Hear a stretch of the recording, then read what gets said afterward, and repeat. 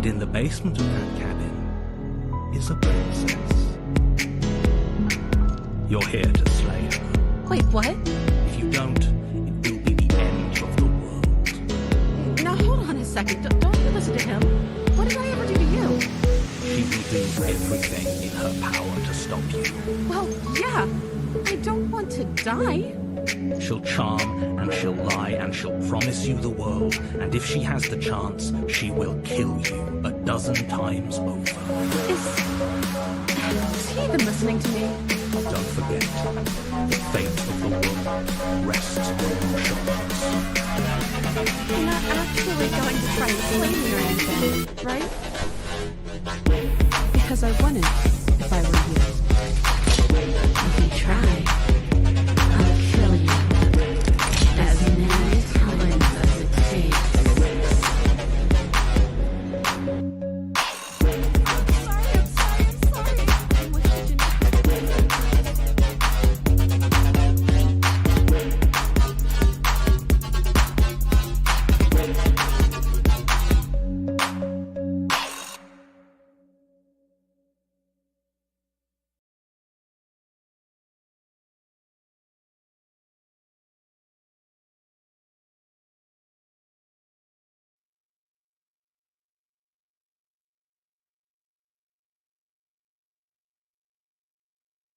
Oh my goodness, couldn't find any of my buttons.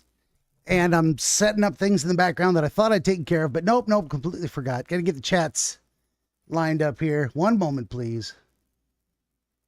Figured I'd pop that screen into the proper location. Or rather, I turn on the camera while I pop this window into the proper location. Oh my goodness, I can't even. Greetings, friends, and welcome back to another episode of DreamWizard Plays, number 427, Slay the Princess from 2023, part deuce.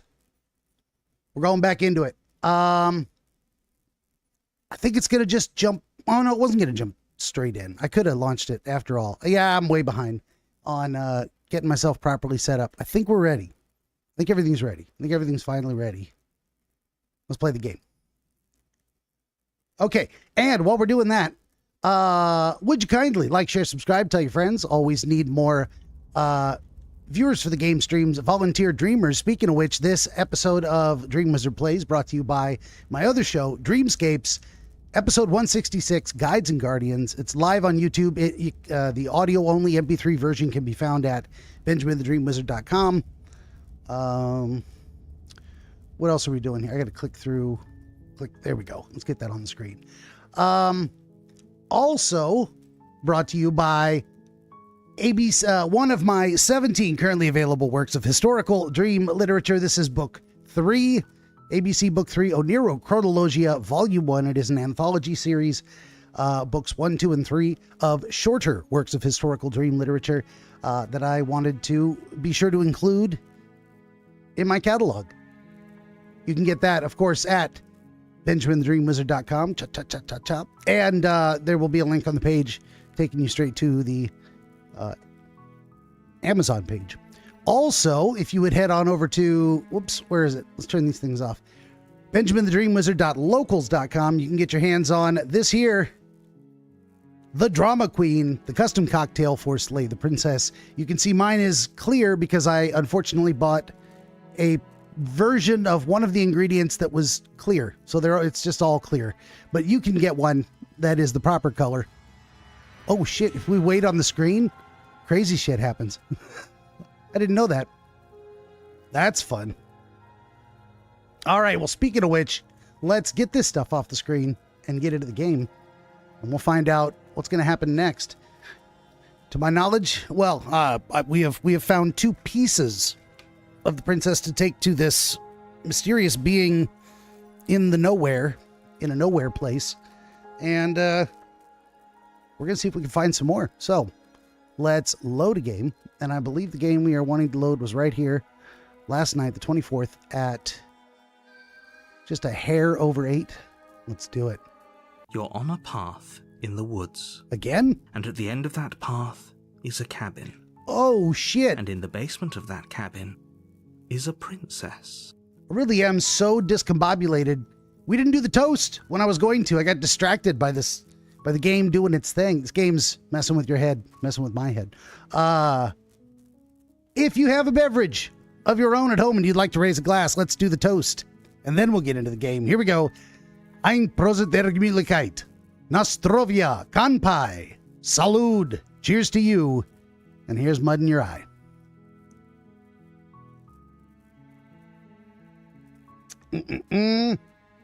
Delicious. All right. What do we got going here? We're ready to go. Let's skip over this stuff. Let's get to the cabin. Explore, blah, blah, blah, blah, blah. One thing I didn't do last time, or any of the times, was select. Okay, thanks for telling me what to do. Don't mention it. It's all part of the job. You make your way up the short path to the cabin. You'll find the princess within. We're not going to go through with this, right? She's a princess. We're supposed to save princesses, not slay them. Ignore him. He doesn't know what he's talking about. And we proceed to the cabin. Now, I cannot remember. Oh, no, I The interior did. of the cabin is almost entirely bare. The air is stale and musty. The blade is your implement. So, I think I did just once enter the basement with no blade. And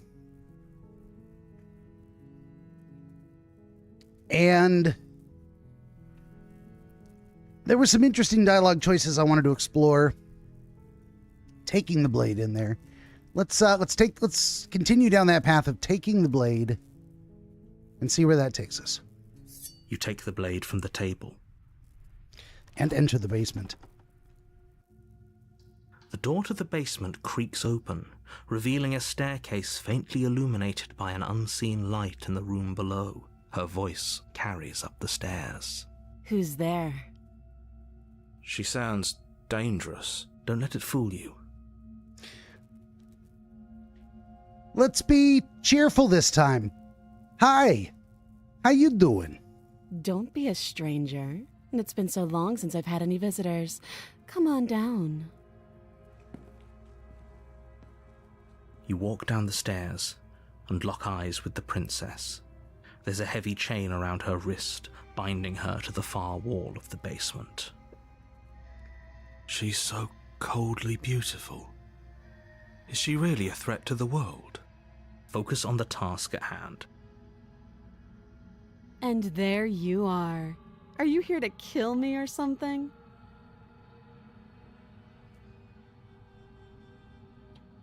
And this time I say, what? No way. Why would you even think that? That giant knife you're holding kind of gives it away, doesn't it? Does it? Does it, though? The blade. Of course she doesn't want to talk. Who'd want to have a conversation at knife point? We should drop it. Don't you dare. It's fine. We can decide what we want to do after we talk to her. Maybe she really is a monster, but killing someone in cold blood isn't very becoming of us. Let's drop it. The blade tumbles out of your trembling hands and drops to the floor with an unceremonious clang. More than anything, I just needed to bring it with me. Because I think that unlocks different dialogue choices. Thank you.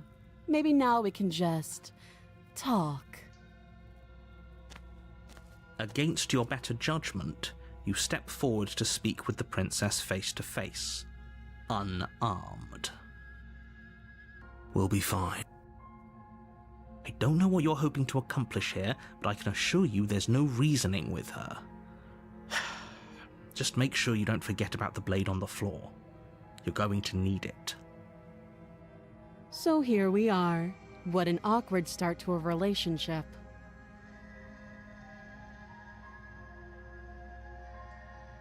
The first time I said, I've done this before, I know. That's pretty awkward. This time I'm going to say, a relationship. Are you coming on to me?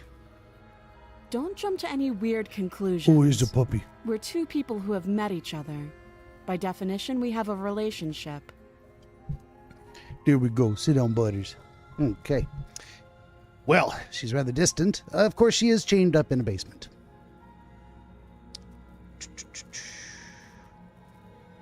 Let's see. I think I've asked her all of these questions before. How would I get you out of here? Is that going to take us anywhere? You can't. Don't bother. I'm guessing you don't have the key then. I'm sure there's a key somewhere around here, and if there isn't... well, we can always put that knife to good use. Her sharp eyes settle on the edge of the blade. She isn't suggesting what I think she's suggesting, right? She is. I'm sure of it. See what happens if we go down that path. I'm curious. Okay, I guess we've talked enough. Oh, have you decided what to do with me? I'm going to let you go. See what happens. You know why you're here.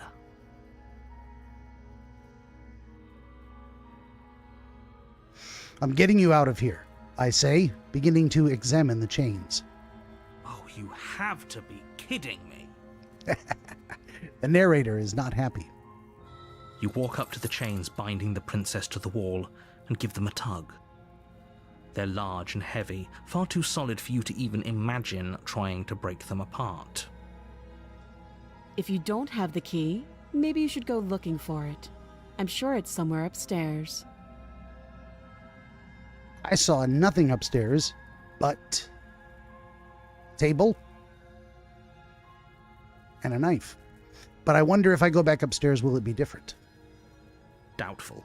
Whoever locked the princess away down here intended for her to never see the light of day.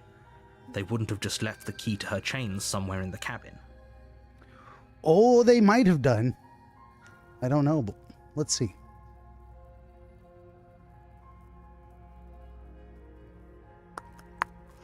And if there isn't a key, I ask her, do you have any ideas besides me cutting you out of here?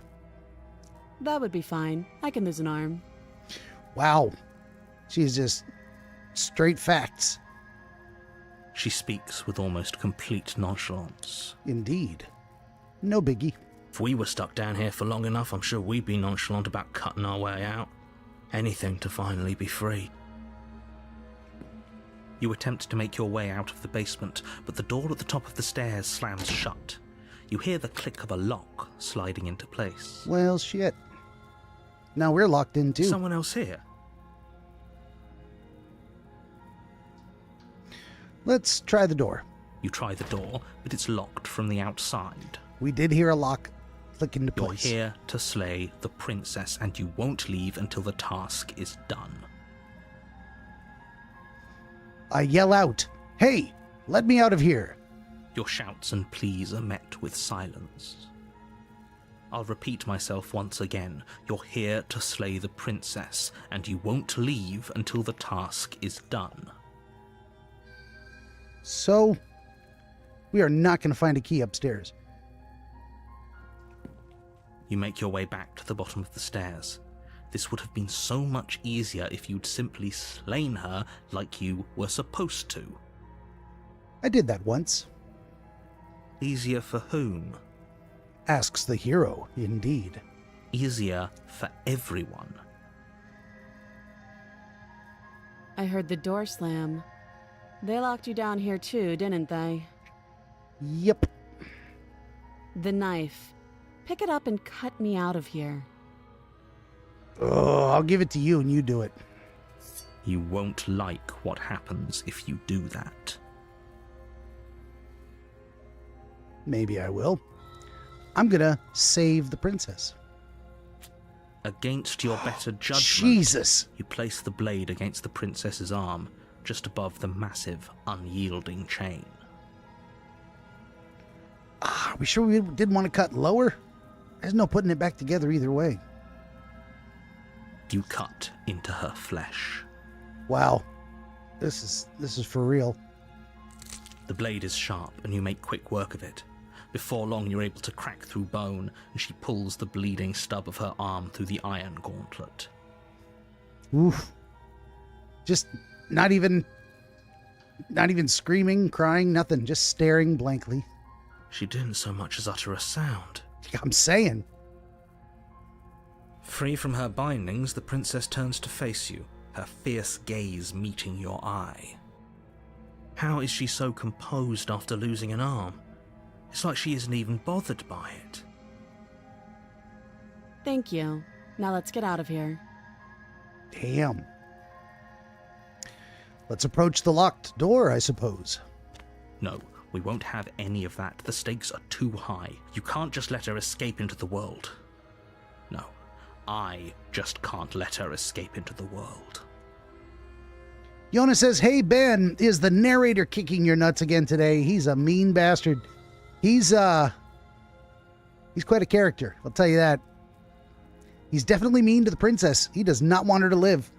The narrator so far is the only person who's told me she must die. You know, and at least once I followed his instructions." As the princess approaches the bottom stair, your body steps forward and raises the blade. Wait, this isn't fair. You can't just do that. Oh, the hero doesn't like it. That's not honorable. Watch me. The narrator's gonna, what, make me do it? Holy Jesus, nothing but slay the princess, slay the princess, slay the princess, slay the princess. Oh, I can warn her. Actually, I can't choose slay the princess. I can only warn her. Interesting. Let's go. Stop that. The narrator does not like it. Hey, that was the only choice you gave me, buddy. I thought this was a little too easy. Your body lunges forward to sink the blade into her back, but the princess swiftly moves out of the way before you can connect. She's gonna jam that stump in my eye. Stop it. Stop resisting me. I am trying to get you out of here alive. Oh, he says stop resisting me, but the only option I've got is resist. The blade. Move the blade. You're doing your best to help me, aren't you? I can see the conflict in your eyes.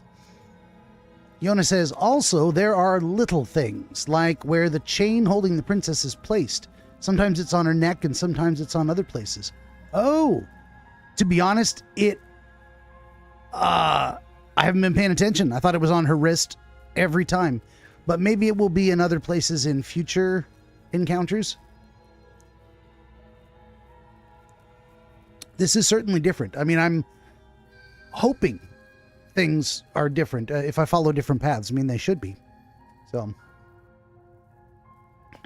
I'll make this quick. She's going to make this quick. She's going to kill me. She steps forward and pries the blade from your rigid hands. Look at these crazy claws. What the hell am I? Some kind of weird bird man. Maybe I'll see you in another life. Oh, and that's the end of us, huh? And then she slits your throat with an almost clinical ease. Her face remains unchanged as she watches you collapse to the ground, blood flowing from your butchered neck. The narrator almost sounds like he's got an "I told you so" vibe. But he's the one that made me try to kill her. We were just walking out. This is the end, isn't it? I'm afraid it is. Everything goes dark, and you die. I hope it was worth it. I don't know yet. Chapter 2, The Prisoner. Okay, this is new. We have not encountered the prisoner before. The woods. You're here to slay her. Okay, I'm getting a sense of deja vu. Wait, hasn't this already happened? Okay, no. But I died. What am I doing here? Okay, I'm going to say, but I died. What am I doing here? I can assure you that you're not dead. And to answer your second question, you're here to slay the princess. I literally told you that a second ago. Maybe we've selected that option before. That sounds familiar. Don't forget what he did to us the last time around. I wouldn't trust a word out of his mouth. There's We have a got new to be voice. a way out of here, for us and for the princess. We just have to keep trying. A new voice, the voice of the skeptic. We are definitely on a new path here. I'm inclined to agree. If he doesn't remember what happened last time, maybe it's best to keep it that way. You know I can hear you two, right? It's going to be a lot harder than you think to keep secrets from me.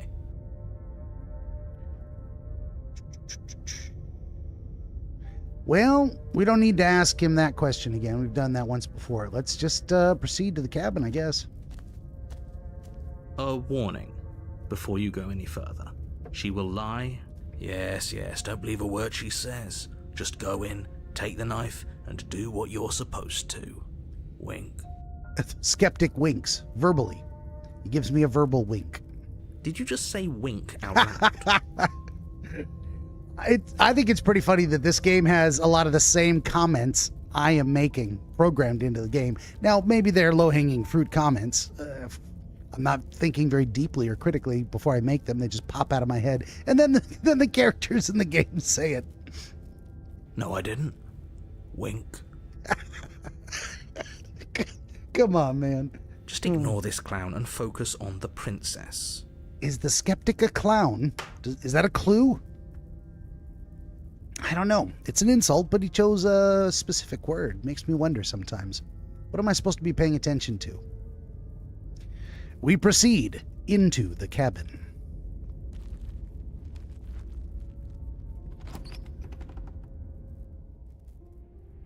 The interior of the cabin is less a cozy woodland retreat and more like a dungeon. A few pathetic wisps of starlight attempt to illuminate the cold, uninviting stone walls, and thick, wrought iron bars barricade the windows, reminding anyone who enters that this is a prison. She is imprisoned here. The only furniture of note is an iron table, bolted to the floor, a pristine blade perched on its edge.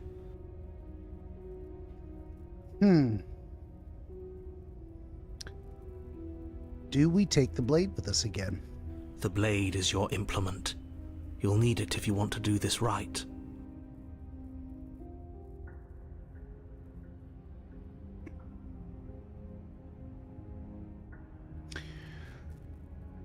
It seems that every time we approach the mirror, nothing happens, but I'm determined to keep trying in different instances. So let's see what he has to say.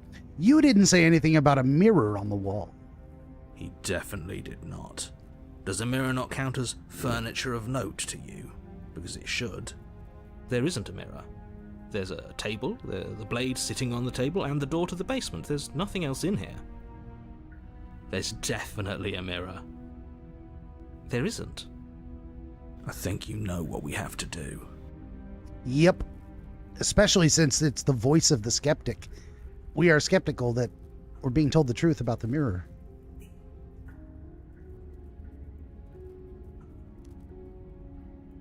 Have I asked him before, why would you lie about that? What's the point?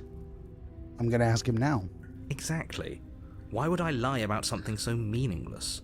What good would a mirror even do? That you waste time preening yourself instead of doing what needs to be done? I guess I have asked him that before. That sounds familiar. Well, let's approach the mirror. You walk up to the wall next to the basement door. It's a wall. There isn't much to see here. This really isn't funny. I attempt to wipe the mirror clean. You reach forward and rub your hand against the cabin wall. I hope you know how ridiculous you look right now.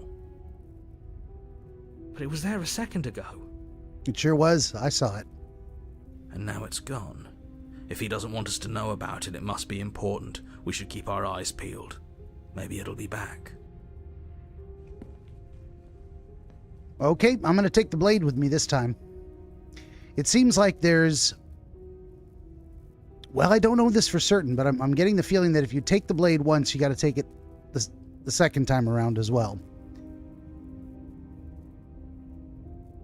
And if you don't take the blade, you should continue to not bring it with you. This is what I'm guessing. Or maybe not.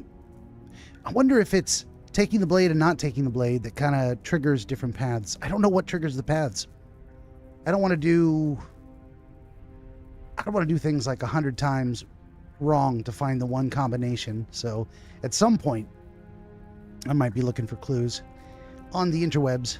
For now, let's take the blade. You take the blade from the table. It would be difficult to slay the princess and save the world without a weapon. Good idea. Much better to be armed than to go in with blind hope alone. And I enter the basement. The door to the basement creaks open, revealing an old stone staircase.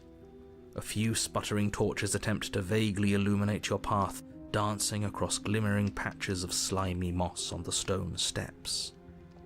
If the princess lives here, slaying her would probably be doing her a favor.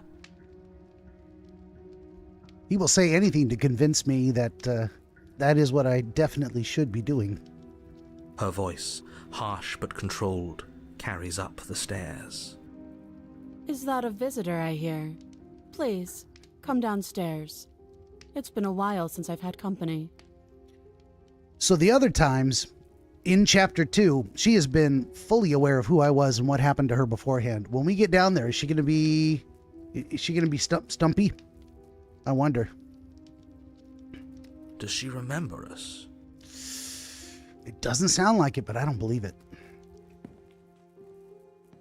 You walk down the stairs and lock eyes with the princess. She looks up at you, the heavy collar around her neck clanking loudly as she moves.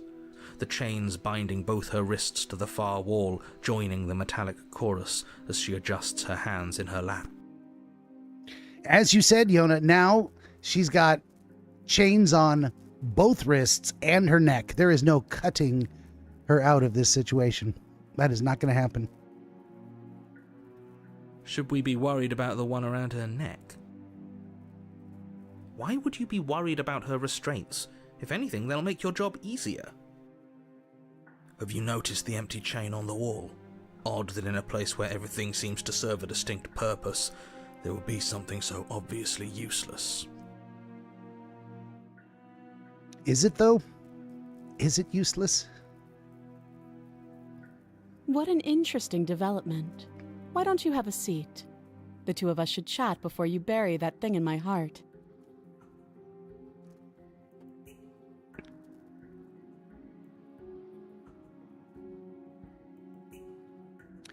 Well, to my knowledge, I have never chosen the option of, I'm not sure I need to do much of anything. Do you see how locked up she is? I'm just going to leave her here and leave the princess in the basement. But she invited me to sit, and I want to see what happens. So we're going to sit. We're going to sit with her. Let's go. You step towards the princess, but she stops you before you get too close, holding up one shackled hand. There's fine. I'd prefer we keep some distance until we've sorted this out. That's reasonable. We do have a weapon. Might as well put her at ease. Okay, I'll go ahead and sit where I was told to sit. Why not? You do as she asks and sit on the floor, still a good distance away from her. Thank you. Now, what are your intentions for me? To be honest, I don't know. Well, let's be vague. My intentions, I say. What do you mean? Yes, your intentions. You have a knife. What are you going to do with it? Why are you here? There isn't a keyhole in these shackles, so I'm afraid my only way out is surgical removal. Is she forgetting about the shackle on her neck? Can we do that too? Can we get her out of here by cutting her head off? Is that... Would she survive that? I'm starting to think I might try if she offers it as an option. Like, I'm definitely going to try if she offers it as an option. Or does she think she'd survive a beheading? Oh, the skeptic. Look at that. She thinks she would survive a beheading. I think she does. I think she would. You're right. Maybe she's delusional. All the more reason not to trust her. Unless she really could survive. I think so. Though I suppose you could just be here to kill me. But I don't think that's in either of our best interests.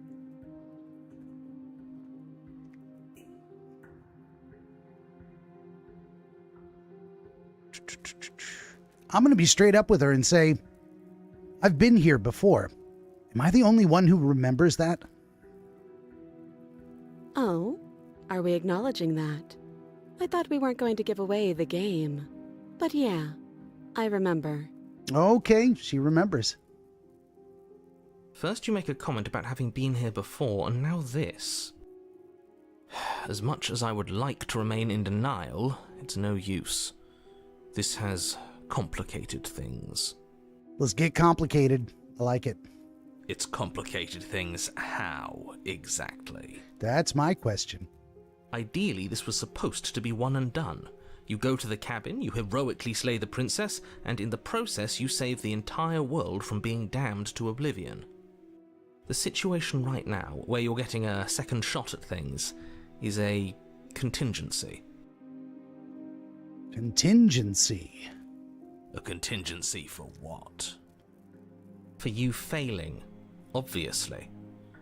And you being here means that things are going to be a lot harder than they were. I really shouldn't say anything else, I'm just going to make it worse. Just good luck. If you knew this could happen, why didn't you tell us? All of this is incredibly valuable information. It would have changed our actions considerably. Would it, though? I don't know. I mean, we knew. I knew. I needed you to be in the dark for as long as I could keep you there. It's important. Necessary, even. So the narrator isn't just talking to the hero. Or certainly not even talking to the voice of the skeptic or the voice of the hero. He's talking to me, the player. Why does he need to keep the player in the dark? As long as possible. Why is it important? Why is it necessary, even? I suppose if we get sufficiently meta or superficially meta, we would say, well, of course, that's what makes the game interesting. If I knew what was going to happen and everything about what I was supposed to do, I would just be going through the motions. It wouldn't really be an experience.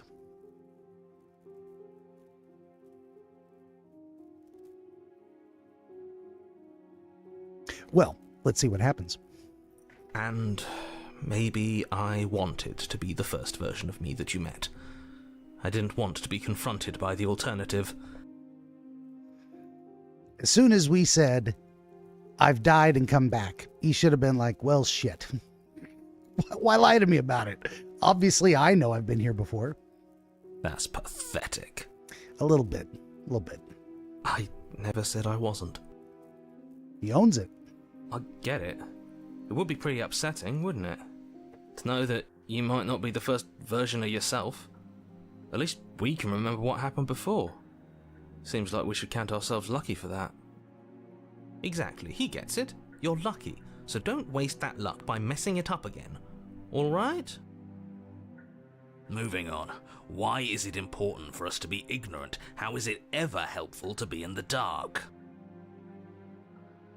Is he going to answer that? The more I say, the more your mind will swim into dangerous waters. Even saying that is too much. Oh. Your success hinges on you having imperfect information. For the sake of the entire world, you need to accept that. I won't. I don't either. Tell me. Tell me what you're lying about. Yona says, see, the chains changed. It was the narrator. Indeed. It was the butler what did it. Fine, but you won't get another word from me on the matter. Now he's going to clam up. I've already said too much. Yeah, sure. We'll see about that. Now he's going to keep blabbing. It's what he does. He's the narrator. Just give it a rest. This isn't helping. Focus. This is a serious situation. You shouldn't be daydreaming. Wasn't daydreaming. Harumph.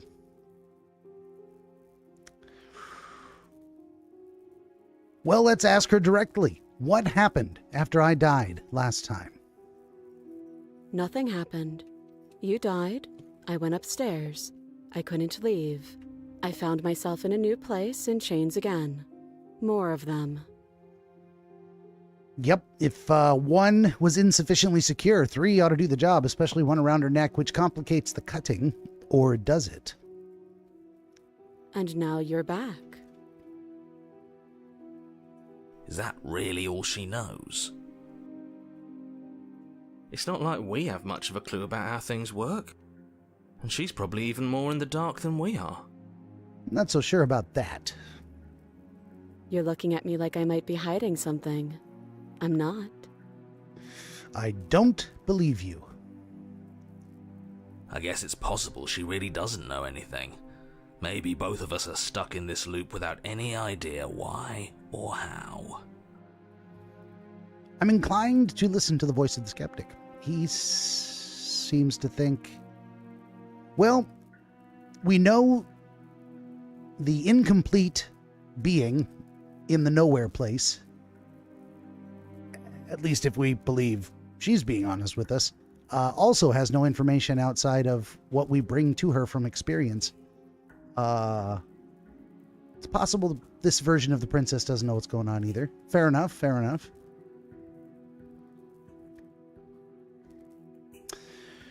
I say to her, how am I supposed to cut you out? If you didn't notice, your head is in a shackle too. No. Like I trust you to come any closer with that knife. All you're going to do is hand it to me and watch me work. I believe at this very moment I have made up my mind that's exactly what I'm going to do. If she asks for the blade, I'm going to hand it to her. Go for it. But she would have to cut her head off, right? She can't be suggesting that. She certainly seems confident. Maybe she knows something we don't. Or maybe you should consider the most likely scenario. She's bluffing so she can disarm you. I mean, that would put the dagger in her hands and keep us from killing her with the dagger and make it more likely she could kill us. But it wouldn't get her out of here. Though if she isn't bluffing, whatever she has planned might be for her benefit alone. There's no guarantee that what's good for her is good for us. Oh. The voice of the skeptic being properly skeptical, of course. So, what should we do? I don't know. I'm just spelling out our options, listing the pros and cons. Then let me help you. I'll start with the cons. If you're handing her your weapon, the cons are that she might use it to escape and end the entire world, and she might use it to kill you. She sure did last time. That doesn't sound great. What about the pros? The narrator's going to say, there aren't any. There are none. The The pros are that we can't trust him, possibly even more than we can't trust her. And whatever she has planned could do something to mess with what he has planned. Or maybe they're both screwing us over in their own ways. That's my vote.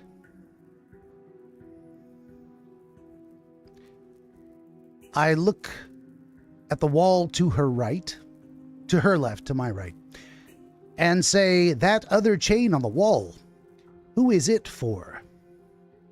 I don't know, but you could always try it on. Maybe I should. I thought about that when I walked in here. Maybe I joined her.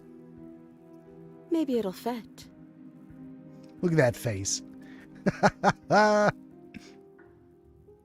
I hope I don't actually have to say this, but please don't lock yourself in chains. We need you ambulatory if you're going to save the world. Well, I inspect the shackle. I wouldn't do that if I were you. And why is that? Do I even need to explain myself? It's a shackle and it's one without a key. Do you want to be stuck here like she is? Maybe I do. Maybe that's how to solve this particular puzzle. doing the thing that seems like the worst idea possible. Give her the knife and lock myself up. And what? Is it going to lock the second we put our wrist into it? I thought it was a neck shackle. It looks pretty big. It does not look like a wrist shackle. I don't know. Maybe it will. He doesn't want us to look at it. That's all the reason we need to investigate. But what if he's telling the truth? He isn't. I am. I'm going to inspect the shackle. Against your better judgment, you approach the chain dangling from the far wall. The princess watches you with faux disinterest as you inspect it, though she can't fully hide her curiosity. I don't want to say what I'm supposed to say next. The chain leaps about your wrist and locks. What is that supposed to mean? It sounds bad. Is it bad? Yes, it's bad. Come out and say it then. You're just wasting time. Fine. As you hoist the shackle, its heft shifts within your grasp, as if pulled by some odd magnetism. Before you can so much as blink, it practically leaps from your hands, snapping around your neck. It does exactly what I thought it would do. Ah! And, as if your situation weren't bad enough, the same magnetism repels your blade, which is flung from your hand and sent skittering across the floor of the basement. Excuse me? To be fair, is that something we should have expected to happen? Now, I kinda did. I didn't anticipate the blade. I thought I would get a chance to hand it to her. But I did expect it to jump around my neck. Yes? Are we stuck here now? Prison of the Mind. Become Yes. your own jailer. Achievement unlocked. And here's the image from the thumbnail. Look at that. There it is. Huh, so it does fit. And I guess it doesn't like your knife. We're stuck here together, aren't we? That's funny. What are we supposed to do now? Wait until we die and come back? Might take a while. Can't even cut ourselves out. Guess we'll starve. Probably. That's horrible. Yep. It's not all bad. We learned a valuable piece of information. Not to touch things we're specifically told not to touch? No, that there's something special about this loose chain. It's clearly important.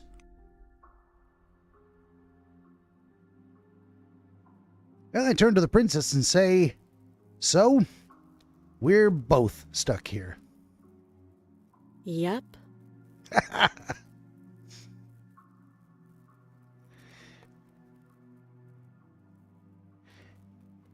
Yona says, oh yeah, you got the skeptic talking to you now. I'm channeling my inner skeptic. I turn to the princess and say, well, what should we do now? Wait, I guess. Maybe something else will happen. Maybe not. Yep.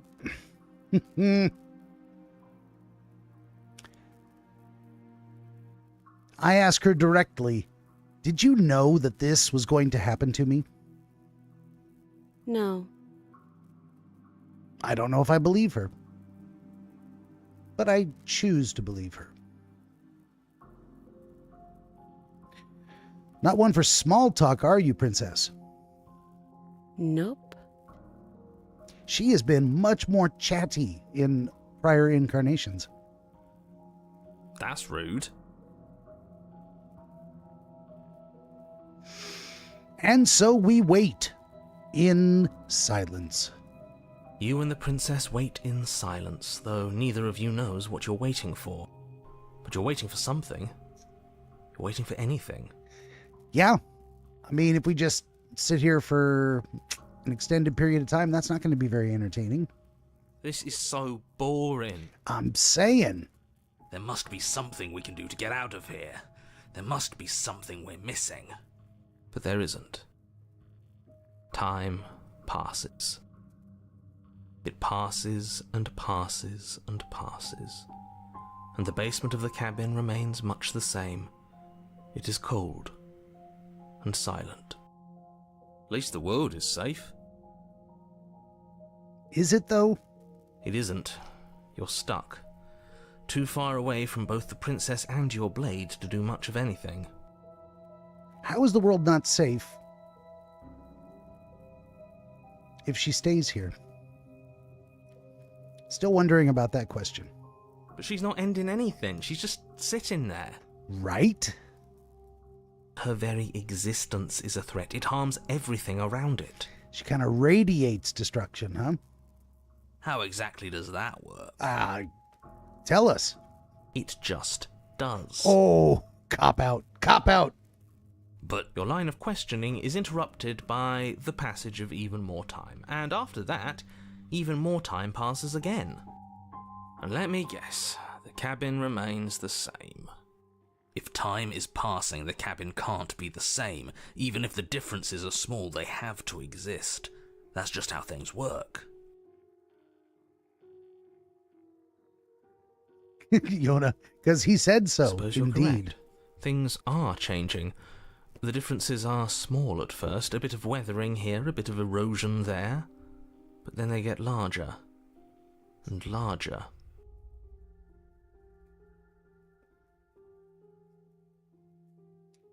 Well, I'm gonna speak up and ask the princess, have you noticed the basement changing? I don't like small talk, remember? Hey, this is a question for a reason, not just small talk. Still rude. Kinda. And we wait in silence.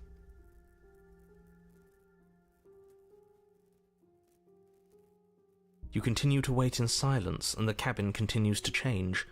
The decay comes faster now. You can see earth through holes in the stonework, can watch lichen spread along the seams of the walls. Well, it is changing. It's starting to crumble, and vines or roots are coming through. That doesn't make sense. Has our entire concept of time changed? What happened to starving? We should have died by now if the rocks around us are starting to erode. It's a good question. She hasn't starved. That's also true. I guess she hasn't.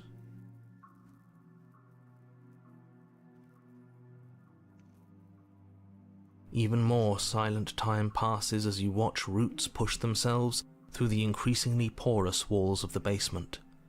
Dirt seeps inside, flowing across the stone floor like a liquid, covering the ground and threatening to swallow you both. Time continues to pass, and pass, and pass. Are we going to get buried alive? Are we even alive anymore? Until suddenly, there are no walls. And then... And then what? The narrator fades away. And? If the basement is exposed, is she no longer in the cabin? Is she now outside of the cabin? I think he's gone. Oh, shit. What happens when the narrator disappears? Crazy things happen. Would you look at that? We made it out of the cabin, and nothing bad had to happen to either of us. Look at that. She picked up on it, too. We are now technically outside of the cabin. So this is the outside world. It's cold. Shit, am I just intuitively following the path that takes me straight to getting her... completing the mission? The text says, "But you do not get the chance to respond, nor will you ever. It's time to leave. Memory returns." She's gone. Where does she go? Should we try and find her? The hero always gets super scared in this nowhere place, and he's terrified of the mirror. There's a psychological principle at work there, probably. You know, our self-concept, our concept of ourself as a hero can be destroyed by looking in the mirror, by the metaphorical mirror of reflecting on ourself. And getting a clear look at our flaws. The hero fears the mirror. I like that. Ah, it's good stuff. And there's that mirror again. Why is it here? Why now? Let's see. I've told him this is not the end. I've told him he just needs to trust me, and I've heard his responses, so we're just going to walk right up to the mirror. You approach the mirror. This doesn't feel right. It feels different. Final. Oh, yes. You're right. Part of me wants the truth, but something stronger is holding me back. Fear. The voices feel small, distant as you approach. I gaze into the reflection. Silence as you reach forward. They're gone again. The mirror always makes them leave, but you need to see what's in it. The decay! You've withered! Achievement unlocked.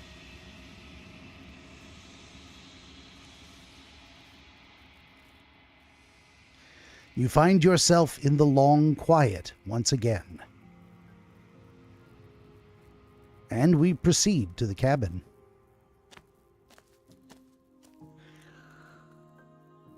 Here we are at the cabin. And there she is. And we approach her.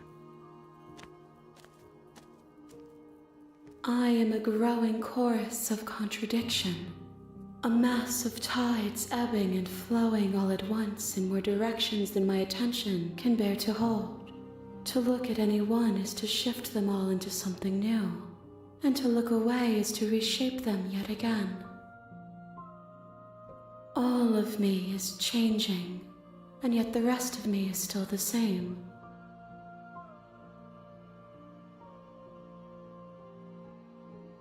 I say to her, you can't be a contradiction. Contradictions don't exist. And yet my waters flow and my streets bustle. There are no words that can describe me into non-existence. There is no logic that can bind my multitudes. I am everything that you have known me to be, but I am also none of it. Every time, there are hands covering her eyes. This time one of them is holding her chin, a couple around her waist, some restraining her arms,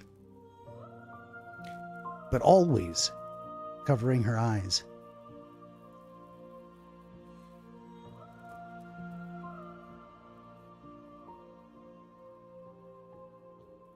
How can you stand to be a contradiction? As easily as you can stand to be you. You are like me, even if you have chosen not to look at the corners of you that do not fit, even if you have chosen to ignore the brilliant contours of your soul.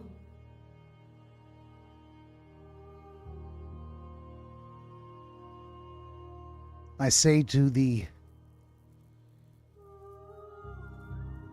entity, it doesn't matter how many times I go back. At least one of us always hurts the other. Doesn't that change you? Doesn't that make you worse? It changes me, but it doesn't make me worse, nor does it make me care for you any less. Does it make you worse? Do you resent me? I do not.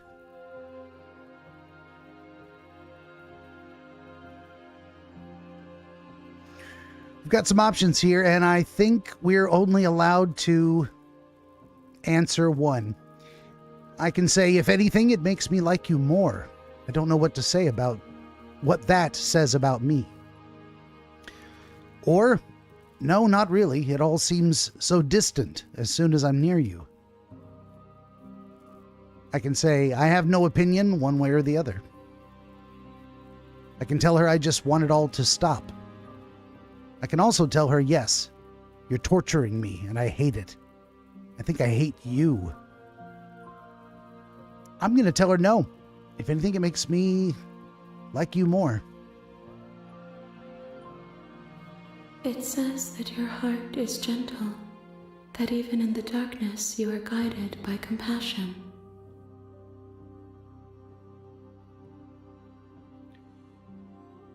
What do you think of this vessel? This one is cold and cynical. She has protected herself when others could not. She will make for a clever heart. Do not mourn her.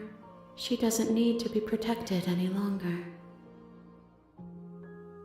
A princess chained in the basement is an odd kind of protection, isn't it?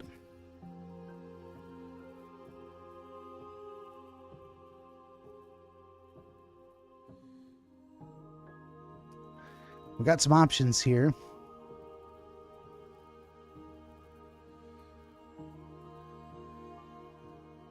I think I've asked all these questions.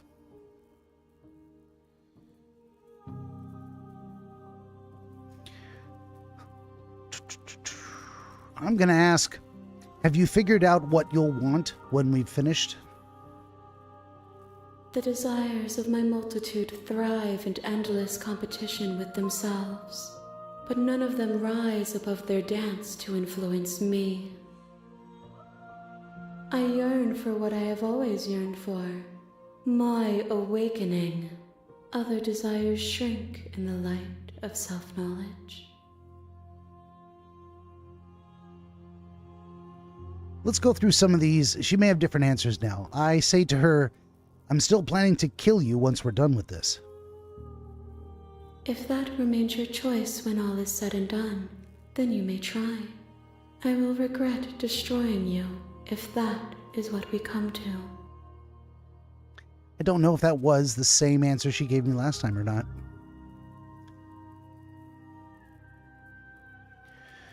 I ask her, well, let's ask this same question again. Do you know what happens to the worlds we leave behind? My perspectives are shadowed. You have seen what I have seen, just as I have seen what you have seen. The angles of my vantage do not offer me hidden truths, and my attention is turned inward, except when you are here with me. Perhaps this will change when our work is done.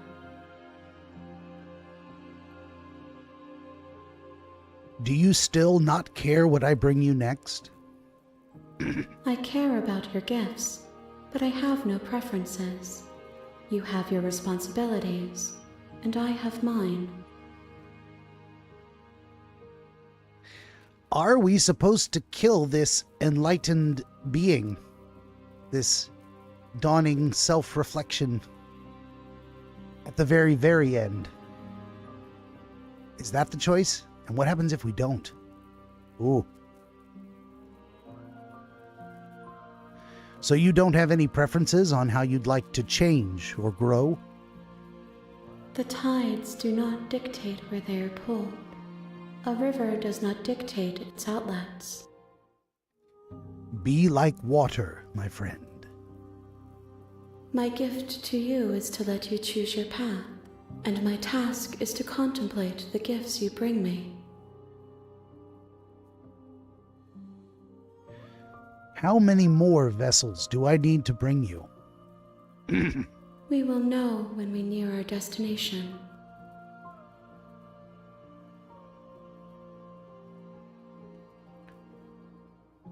I'm going to save it, and I'm going to do some crazy shit right now.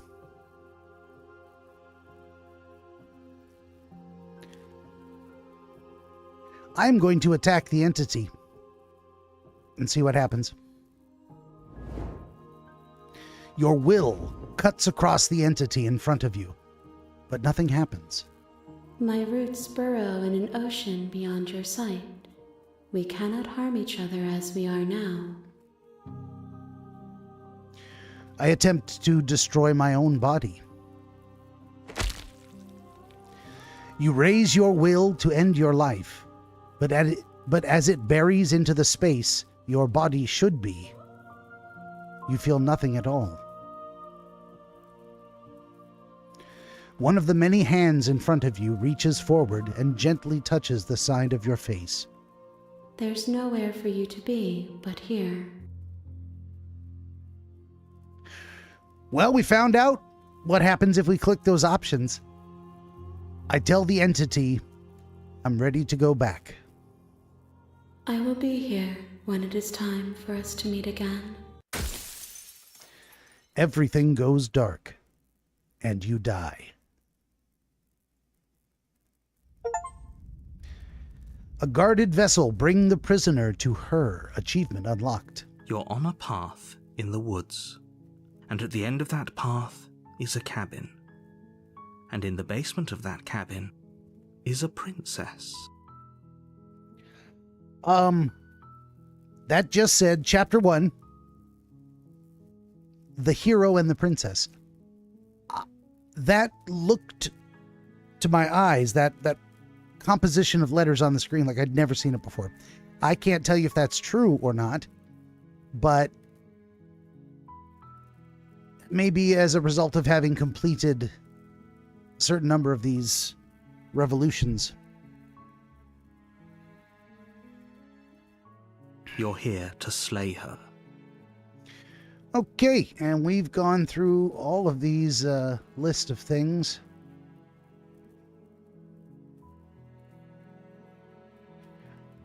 Okay, thanks. Sweet, I've always wanted to off a monarch. Let's silently continue to the cabin. You make your way up the short path to the cabin. We're not going to go through with this, right? Ignore him. He doesn't know what he's talking about. And we proceed into the cabin. There are no new voices. I have not activated a new voice. Usually a new voice has joined us by then. The interior of the cabin is all the blade.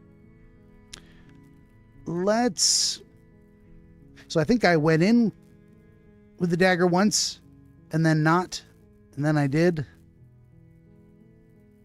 I'm gonna enter the basement without the dagger. Let's see what happens. The door to the basement creaks open. Her voice softly carries up the stairs. Hello? Is someone there? She sounds different.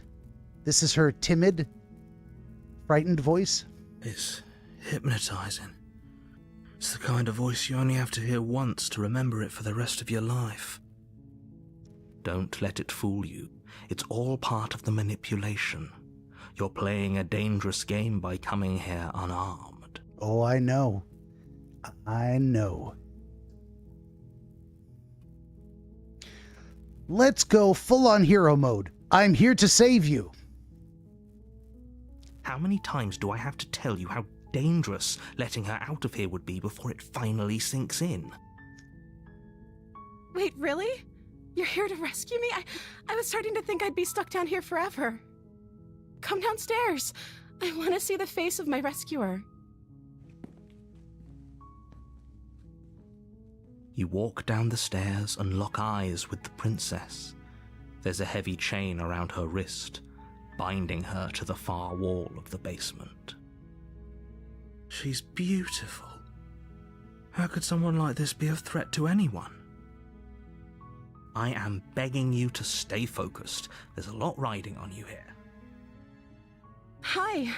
I can't believe you're here. I've been waiting for something like this to happen forever. I hope you brought something to deal with these chains. Don't do it. If she gets out of those chains, we're all one step closer to the end.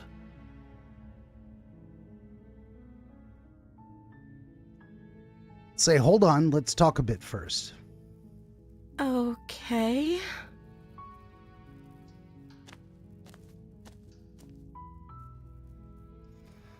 So I ask her, what's your name? Oh. She pauses, carefully formulating her words before she responds. You can address me as Your Royal Highness. Or you can just call me Princess if your Royal Highness is too formal. She's being real nice and sweet and innocent and gentle and kind. Is Princess her name or her title? What if it's both? Could you imagine being named Princess? So your name is Princess, then? Like I said, you can call me Princess if you'd like. She doesn't know her name. I'm sorry, I've been down here so long I guess I've just forgotten. I must have a name, though. Everyone has a name. Okay, that's weird. She hadn't even thought to pick a name for herself. Hopefully you're starting to see that she can't be trusted. Go back upstairs, get the blade, and slay her before it's too late.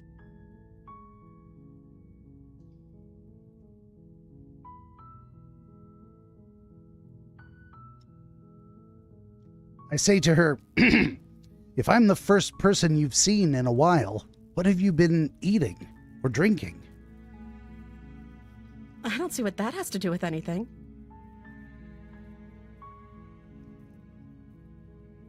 It's kind of important. This is the only time this is ever going to happen, but I agree with the princess. That's hardly relevant. Okay, but actually, what has she been eating? She has to eat, right? Or does she?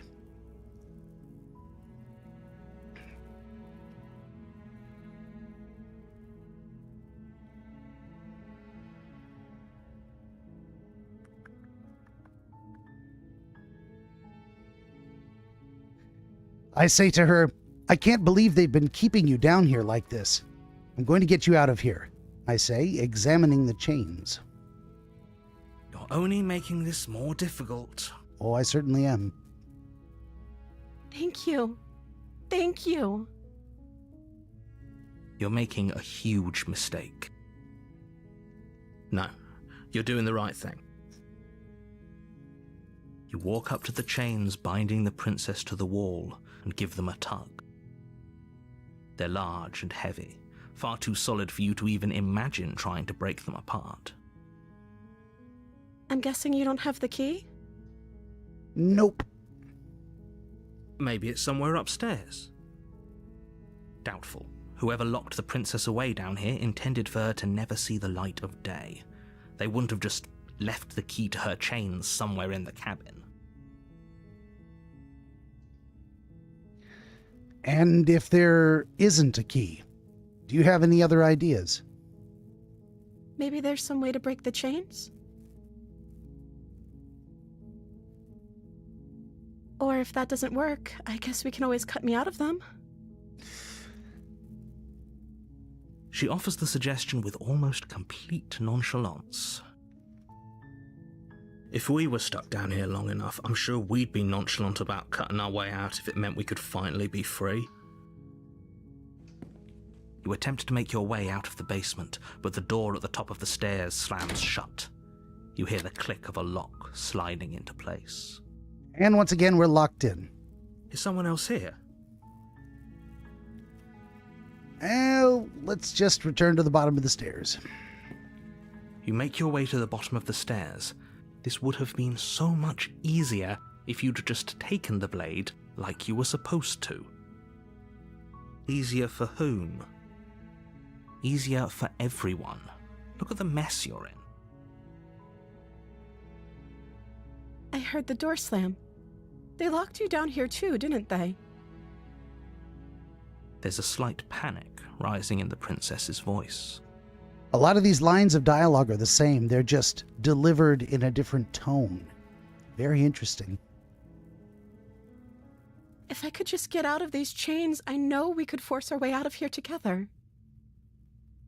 She barely hesitates before raising her arm to her mouth, her teeth tearing through her limb with the determination of a trapped wolf. Holy shit. Look at that face she's making. Just... As she rips her flesh from her bone, a sound comes from behind you. the clang of bouncing metal. It's the blade from upstairs. You're not sure how it made its way down here, but if there's a time to strike, it's now. Or we could use it to free her. You won't like what happens if you do that. I don't know, I kind of liked what happened when I did it last time, but I don't know. There's only one option. There is only the option to save the princess. Here we go. Fine. Against your better judgment, you place the blade against the ragged, self-inflicted wound on the princess's arm, just above the unyielding chain binding her to this place. Seems like maybe we made a mistake. We're back in a similar loop. I mean, we've been to this exact screen before. You cut into her flesh. The blade is sharp, and it takes little effort to crack through the bone of her arm. Her limb falls to the ground. This is new. And the heavy chains follow suit. She didn't so much as utter a sound through the whole ordeal. No, she didn't. She smiles softly as her gaze meets yours, blood from her wounded arm dripping rhythmically to the ground. How is she still smiling after everything? It's like she isn't even bothered by what just happened. That's a little creepy. Thank you. Now let's get out of here.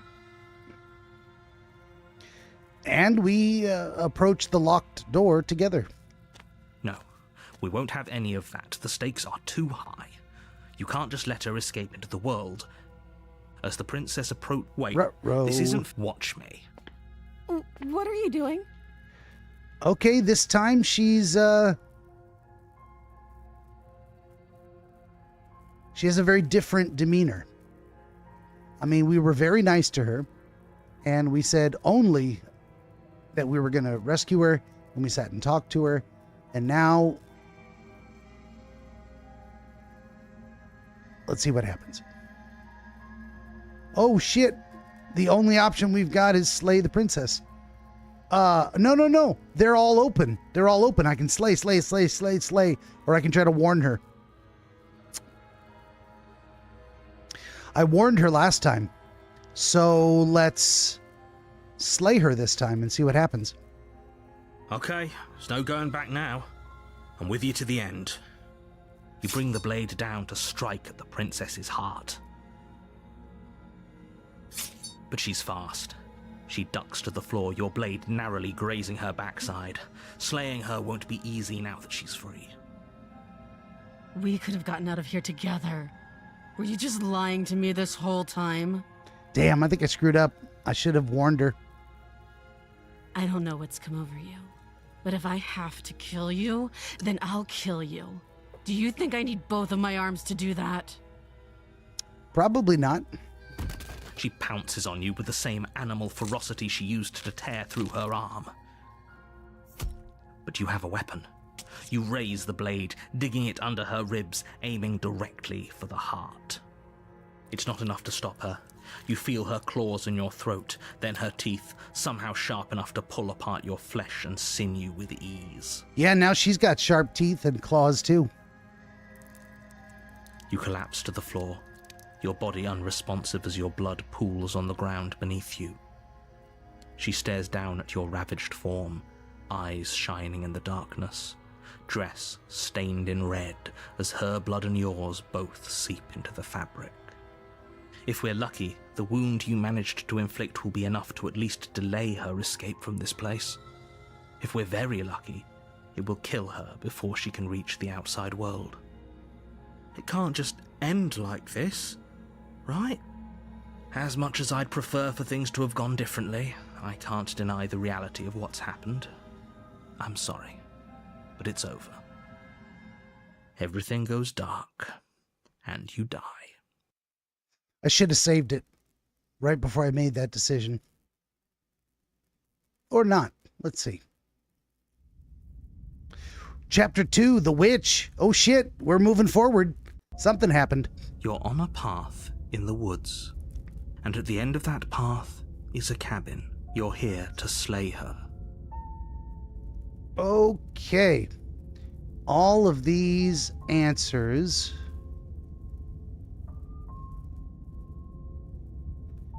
Have I said this? She's going to kill me again. Again? People don't die twice. If he doesn't remember what happened, then brilliant. We need to keep our cards close to our chest, and I'm not sure we can trust him. Voice of the opportunist. We are moving forward. Something different is happening. You know I can hear you, right? It's going to be a lot harder than you think to keep secrets from me. I wonder, a thought just occurred to me. Is this game actually giving me only the illusion of choice? Is it guiding me into certain choices that automatically move me forward? And all we're doing is walking through the story with this illusion of choice, that I'm actually making decisions. Is there really any way for me to screw it up? Or is it just going to take me through each of these vignettes one at a time, no matter what I do? I'm tempted to, the next time we restart, tempted to completely replicate what I tried the second time through, which was to just kill her without saying a word and see where it takes me. I wonder if it'll Deus Ex Machina and force me onto another path. It might. But for now, this is a different path, so let's continue. Did I say I'm not sure we can trust him? Slip of the tongue, bit of the old brain fog. I meant to say that we should probably head over to the cabin and slay that princess. We already know we can't trust her, so let's get on with the show.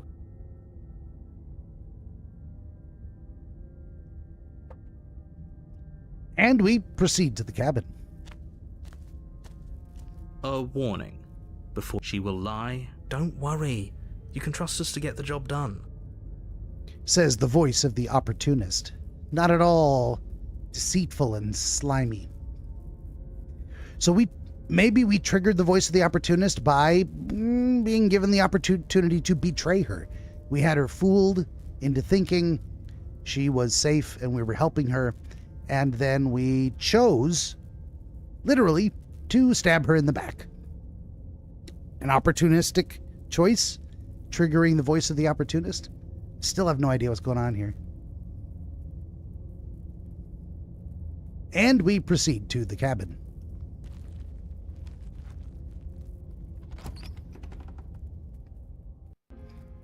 The interior of the cabin is a mess of twisted roots. The walls a chaotic weave of knotted wood that, almost as if by accident, just happened to resemble a room. The floor is damp and earthy, and the only furniture of note is a slab of mud in the shape of a shelf, with a pristine blade perched on its edge. The blade is your implement. Let's approach the mirror again. You walk up to the wall next to the basement door. What are you talking about? And we attempt to wipe the mirror clean. You reach forward and And rub it's your gone hand again. against the cabin wall. I hope you know how ridiculous you look right now.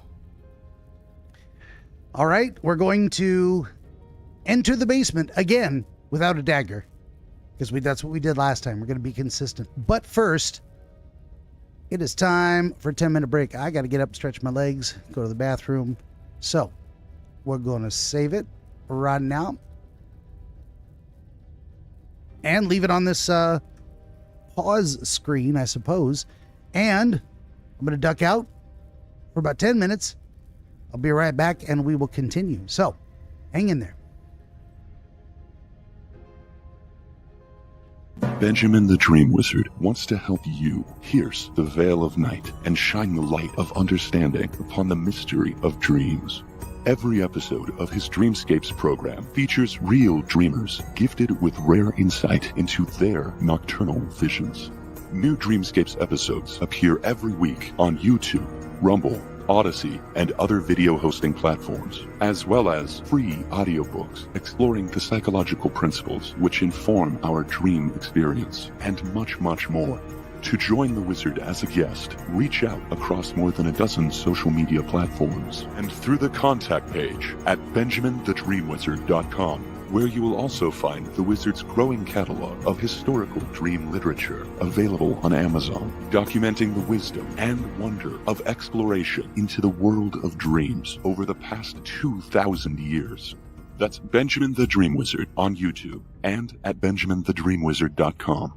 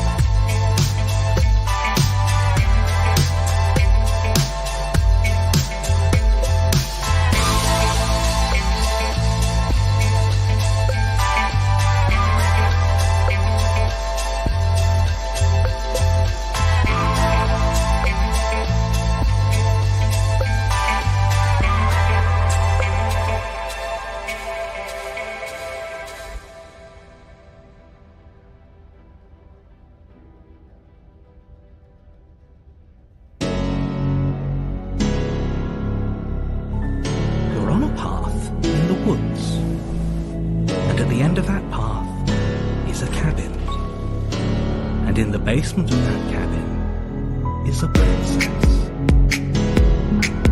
You're here to slay her. Wait, what? If you don't, it will be the end of the world. Now hold on a second. Don't you listen to him. What did I ever do to you? She will do everything in her power to stop you. Well, yeah. I don't want to die. She'll charm, and she'll lie, and she'll promise you the world, and if she has the chance, she will kill you 12 times over. Is he even listening to me? Don't forget, the fate of the world rests on your shoulders. You're not actually going to try and kill me or anything, right? Because I wouldn't if I were you.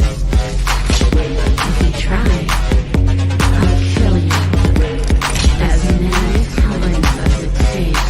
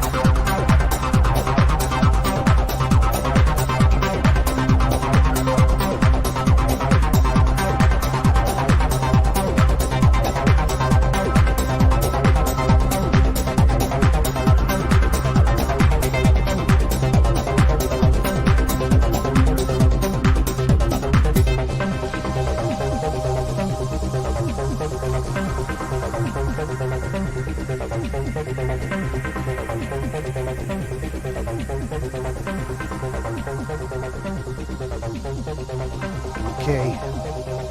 I'm back. I'm gonna let this play out. Let me see some boy. Hi. Ghost Runner. Coming soon. It's on the list. All right. There we go. And I got cats trying to crawl on my lap and knock over my phone. Stop it. Stop it. Stop that. Okay. Back to the game. what are we going to do? I think we're going to go in with no dagger this time, just like we did last time. If the cat will move so I can see the screen. CC boy. There we go. Okay, let's simply enter the basement. No blade. Hope you know what you're getting us into. No idea. Let's find out. It'll always be here if we need it. Sure, that was also true last time and we still died, but we definitely know what we're doing this time. Definitely. Definitely. The door to the basement creaks open, revealing a staircase dug into the muddy earth below. The ceiling is thick with roots that hang like locks of tangled hair. The weak starlight from the cabin windows behind you can barely penetrate the gloom here, only illuminating the edges of an opening below. It shines in the darkness like some kind of massive maw, waiting to swallow you up into the earth. That's not ominous. Not even a little. The air smells of dirt and copper. It's thick and wet, should as get if my your glasses. lungs are being coated in mud with each intake of breath. If the princess lives here, slaying her would probably be doing her a favor. I forgot the glasses. Here we go. All right. Her voice skitters up from below. Skitters. Something nasty finds itself on my stairs. Come on down. Don't be scared. I probably won't bite. She's definitely going to bite. I'm not nasty. But you are. You're a wretched little thing. Maybe. That is not an unwarranted accusation. I recognize that voice as easily as I recognized your nervous little footsteps coming up the path. I know who you are, and I remember what you've done. I came in here with no blade, understanding that would be the case. She must have you confused with someone else. Must be. She seems friendly enough. Maybe we can talk our way out of this whole situation. That was my plan. You can't. Unless you slay her right away, she's going to break free and end the world. There's no reasoning with what she is. Look, I'm just throwing ideas out there. I like to think out loud. I'm the kind of guy who likes a discussion.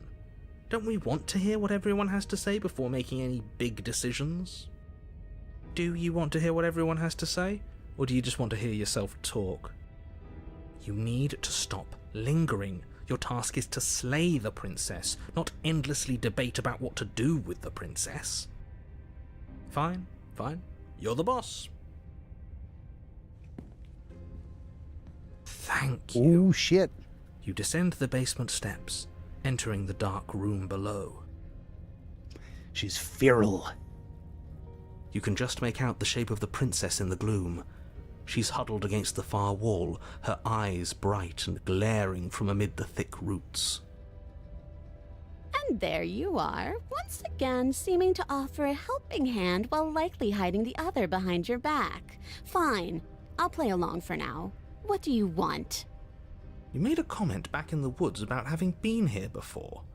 Now she's acting like the two of you already know each other. Okay, this narrator is confused.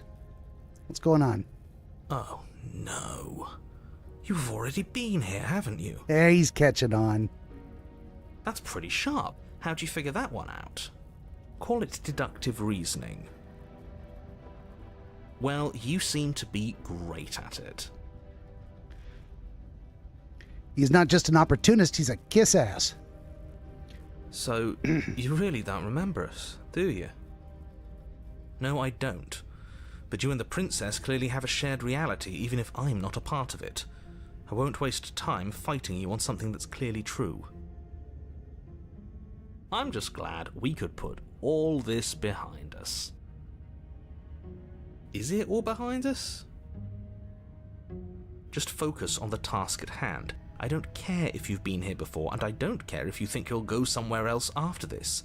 My world is on the line right now, so I'd appreciate it if you would take this seriously and slay her. Let's chat her up a bit first. Maybe we can find a middle ground where everyone's happy. Don't talk to her. You're just going to make things more difficult than they have to be. Maybe I like things to be more difficult than they have to be. Well, I seem to remember you having a tongue.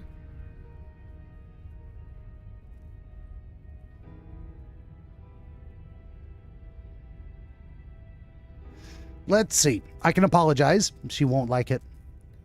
I can say, look, I made a mistake. We all make mistakes. No, she's not going to like that either. I can say, I get the sense you're not happy with me. She's not going to like that either. Of course I'm not. You tried to kill me. I can say, I am unarmed. That's a gesture of goodwill, so why don't we talk it out? I can be more accusatory and say, I died last time. You didn't.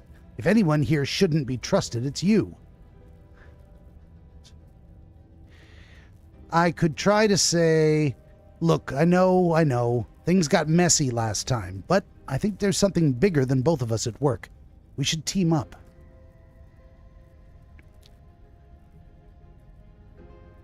I can say, can't you get out of those chains on your own? They didn't stop you last time.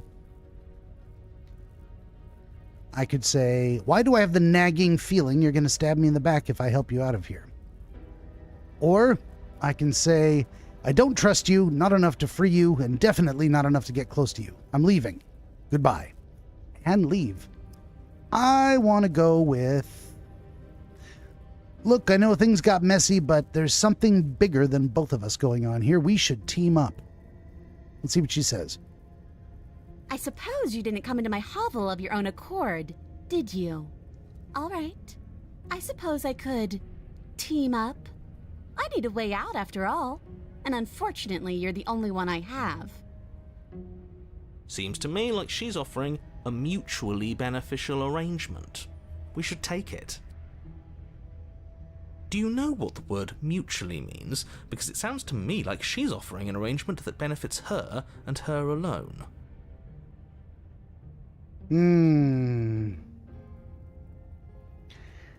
Well, they're letting me do some other options here. Let's say, I'm unarmed. That's a gesture of goodwill, so why don't we talk it out?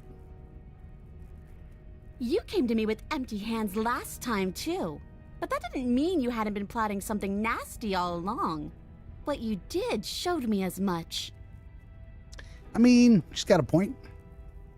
But we didn't plot anything. We just made an informed decision based on the information we had at the time. I think you're both making perfectly valid points. Sure, we didn't plot anything, but it's easy to see how she might think we did. She would be justified in assuming so. We did try to literally stab her in the back. Well, let's say, look, I'm sorry about last time. Oh, smart. Let's apologize, get us back on the right foot. Oh, you're sorry. Isn't that nice? You're such a gracious little monster. I knew it. She wasn't going to take sorry for an answer. Well, if you're sorry, then let me out of here. Prove it. I get the sense you're not happy with me. Is that a joke? Do you think a joke will charm my trust back? You'll have to try harder than that. Look, I didn't bring my blade down, remember? How am I supposed to get you out of those chains? Oh, I don't need you to cut me out. Really? The princess grins as the chains fall from her wrist. Huh. She could have gotten out of those the whole time. That sneaky little... A woman after my own heart, really. She knows how to hold her cards close to her chest. This is why she can't just be abandoned here. If left to her own devices, she'll find a way out. Now stop her. Why do I have a nagging feeling you're going to stab me in the back if I help you out of here? And why would I do such a thing? Is someone's guilty conscience getting to them? Yes. That is definitely the answer. But I wouldn't worry. As much as I may hate you, letting you live is in my best interests. If you get me out of here, the only thing that will be dead and buried is the bad blood between us. Oh, that nagging feeling you mentioned is me, by the way. I'm actually a little anxious about a potential backstabbing event. Definitely. Listen to the voice of the opportunist. She needs us to get out of here. We'll be fine if that's what we decide to do. You won't be fine because destruction is in her nature. If she gets out of here, that's it for the world, remember? Even if that's true, that doesn't automatically mean she's going to stab us in the back. I think that depends on your definition of words like stab and in the back. She might not literally do that, but she could very well symbolically do the same thing. See? He gets it. There's nothing wrong with looking out for number one.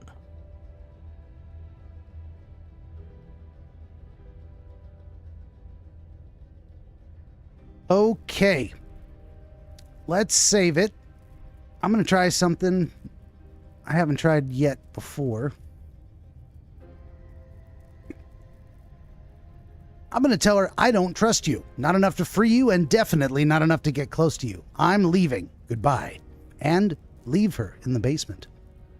Very pragmatic. That is why you're in charge. Abandoning me, are you? Fine then. Run. Tuck your tail between your legs and scamper away. You might be able to escape me, but you can't escape from what you are and what you've done. If I don't take you, the wilds will. You turn to leave, but as you do, there's a deep, guttural groan, seemingly uttered by the walls themselves, followed by the creak of wood being stretched beyond its limits. The cabin starts to get smaller. It's going to lock me in, isn't it? What the hell is going on? We're getting out of here and saving our skins. That's what's going on. As the roots that make up the walls of the cramped basement attempt to close in around you, instinct kicks in and you bolt upstairs.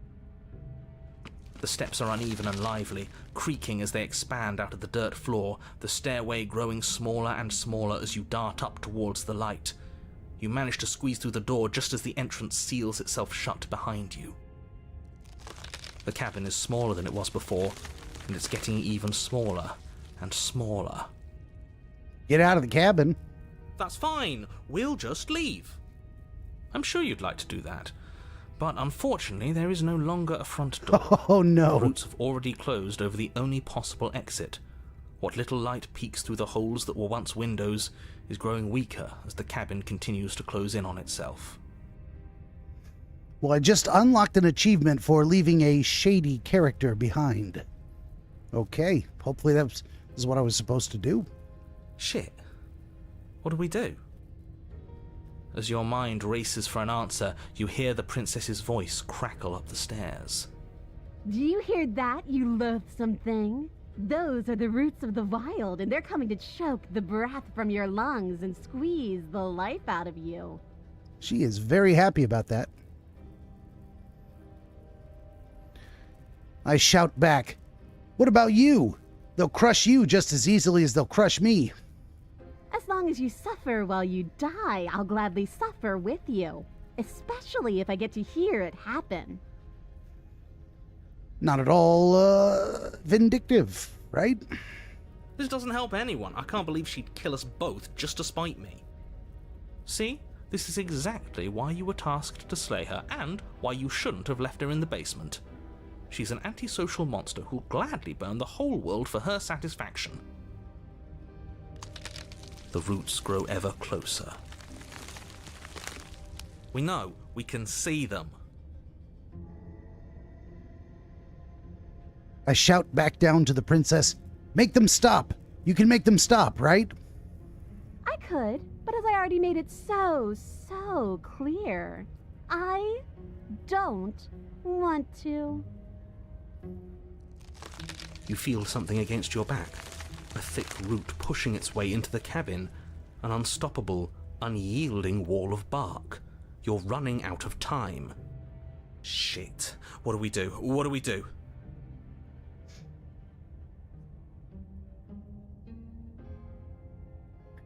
We've got options. I can say, "Come on, They're pressing in on me. They're probably pressing in on you too. I'm only assuming that because I can't see you, but it sure sounds like they are. Or, we're not animals, we're people. We can work this out. We can make things better. Or, I take it all back. I can help you get out of here. You and I, we can work together. We can be friends. That is the opportunistic answer. Let's take it. Too late. We're both going to die. We're both going to die a splintery and miserable death. And you're going to hate it just as much as you hate me and I hate you. You slump to the floor as the roots continue to expand into the cabin. Ugh, we're never going to make something of ourselves with that attitude. At least she isn't going to make something of herself either. At first it's almost gentle, your body being lifted delicately off the ground as the floor shifts beneath you. But the cradle of the growing roots starts to feel suffocating, then unbearably tight, then that tightness gives way to bulging pressure as they begin to constrict. The sound of creaking wood is drowned out by the snaps and pops of your bones, pain flooding your senses as you feel your skin deform, being shaped unnaturally by the living cabin. The suffering is what you deserve, you hideous creature. Know as you die that you are hated. I hate you, and I'm glad to die horribly if it means you die with me. I wouldn't have it any other way. Ooh, she's so spiteful. The pressure is unfathomable. You can't breathe, your vision swimming with red, your head pounding with trapped blood. And then you pop. Everything goes dark, and you die. Chapter 3. The Wild. We are a path in the woods. We have no beginning, and we have no end, but something cold and unnatural sits watching us from just beyond our edge. His gaze pushes against our borders, curling them in on themselves, preventing them from stretching to the places they need to reach. No, that's all wrong. You're not a path in the woods, you're on a path in the woods. Who's even saying that? That's not the princess, is it? Oh no. How many times have you been here? I think this is our third? That's bad. That's very, very bad. It wasn't even supposed to reach 2. If you're at 3, well, no wonder things aren't the way they're supposed to be.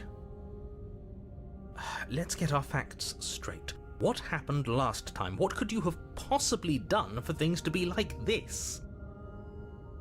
The thing that sits beyond our edge speaks his logic into us. He tries to grasp at things that cannot be grasped. He tries to stare with wide pupils at that which can only be held from the corner of the eye or with a passing glance. Shut up. The rest of you, talk. What happened? What did you do? Why does he want to know? I don't mind where we are right now. It's rather nice. I can hear what everyone is thinking. This is the voice of the paranoid. We've got something completely different. Where'd the opportunist go? Was he crushed? That was the end of the opportunist? There's no reason to keep secrets. We tried leaving her in the basement, but she made the cabin come to life, and it crushed both of us into a fine paste. And now we're here, existing. As if summoned by my question, that was indeed the voice of the opportunist, so he's still with us. And for what it's worth, I'm with him. This is nice. It was a fitting end. I'm sorry if it hurt, but doesn't this make it all seem so small? I see. So the cabin ground you into paste, and now you're convinced you're stuck together. What a mess. He doesn't understand. We aren't convinced of anything. And we aren't stuck together. We're one. This is how we're supposed to be. Can't you feel it? Okay, this is the princess talking to us. This is not the entity. Although she is speaking like the entity, she is very much identified as the princess. I say to her, this thing watching us, what is he? I'm not watching you, I'm trying to help you. That's not an answer to our question. I don't know what he is. I only know that he is something other, and that he wishes for you and I to tear ourselves apart. I do want that, but only because it's in your best interests. It's in everyone's best interests. You won't be able to slay her unless you remove yourself from her. Technically correct, I believe. He wants us to kill each other. He wants me to kill you, at least. I don't. I want you to kill her. Don't be charmed by her faux solidarity. You're not in this together. She's the only one who poses a threat to the world, and she's trying to make you go along with it. You don't have to enable her, especially when you have what it takes to stop her.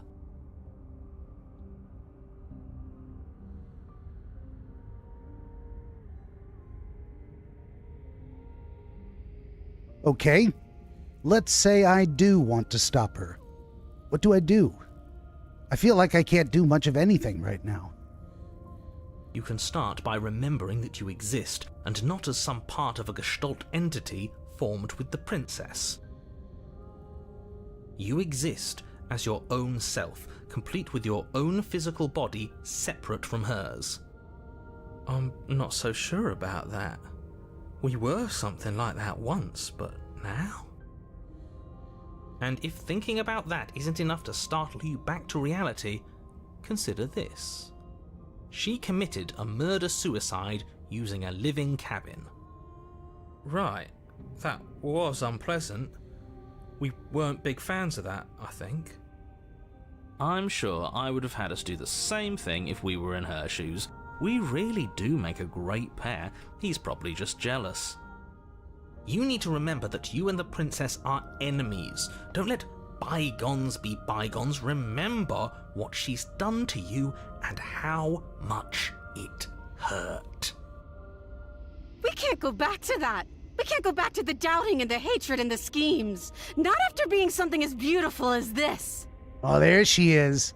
There's my girl. That's the princess. Doesn't all that conflict feel so far away right now? So petty? We've been posed against each other by something that understands the strength of our unity. Spoken like, honestly, a real puppet master. Have we considered that maybe she's the one trying to trick us? I'm not. Now the opportunist speaks up with his suspicion. But there's a feeling, isn't there? That petty feeling she mentioned, it is fuzzy, but it's there. Almost like she still hates us. It feels mutual. Please, stop. If you pay attention to that feeling, we'll fall apart. Don't look at it! She's trying to turn you away from the truth. There's something she doesn't want you to see. And I think you already know you have to look at it. Everyone's pulling in different directions, but that feeling doesn't have a motive, it just exists. Maybe we should look at it.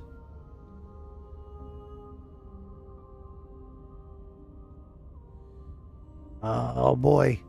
This is a new voice, the voice of the paranoid. We've gotten as far as we have by listening to these voices, so I choose to gaze at the hatred in my heart.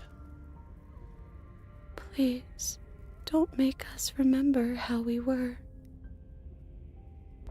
And just like that, you start to fall apart. Right, she really does hate us, and we hate her. It hurts thinking about us as separate things, but we're separate. We can't hate ourselves. I love me. What were we thinking? Giving into absolute madness. We exist. We're real. We're separate from her. Of course we are. But what are we? I can't remember. I don't want to remember what it felt like to be killed. It was so much nicer when it didn't feel like it mattered. And yet you keep remembering. You remember the loathing and animosity you've shared with the princess, the pain and the anger and the betrayal. And you start to remember something else, too. You remember that you are a distinct being with a finite form and a mortal body. And you can feel it. There is a shifting of the space around you, the infinitesimal movement of your molecules rearranging back into the shape of what you're meant to be. Maybe bygones can't be bygones. I don't know why I ever wanted to share a body with you, of all things. It's like my very soul reeks of yours. That was horrible. This is better. Finally, I'll be able to hurt you like you deserve. There she is. That's my girl. I wish I didn't have to. Some divisions, when sown, can never truly be mended. A cavernous gash rips across whatever it was you thought you were. That was an achievement just unlocked. An achievement called The Wound. And I think it said some wounds cannot be healed. Or something about the wound that cannot be healed. I don't know. I'm mixing it up with the narrator's dialogue. A cabin comes into being among the trees. It approaches, and it swallows your body whole. And then you find yourself, blade in hand, exactly where you need to be.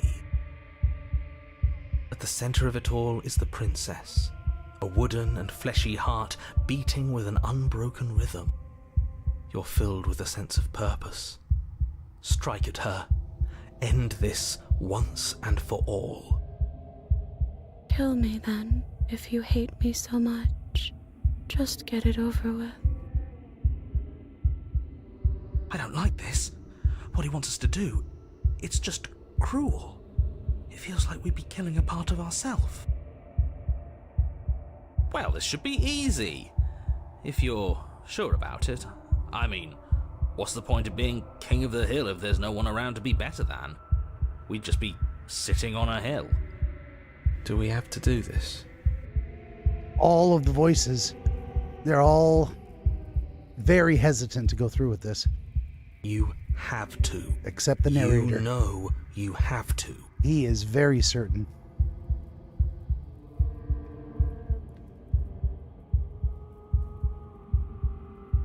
I say to her, I never wanted to kill you. Not really. But we can't be the same thing as each other.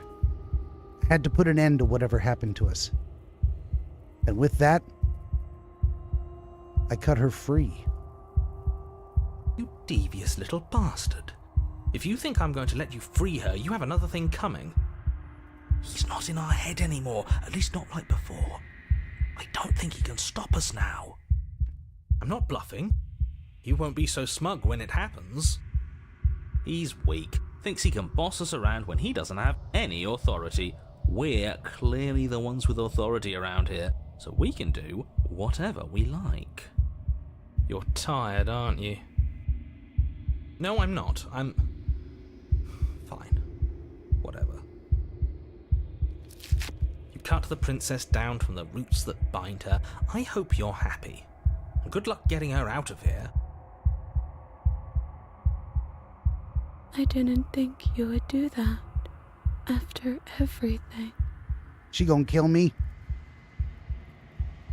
It's so cold without you. Man, look what a mangled mess she is. We did it. We got her.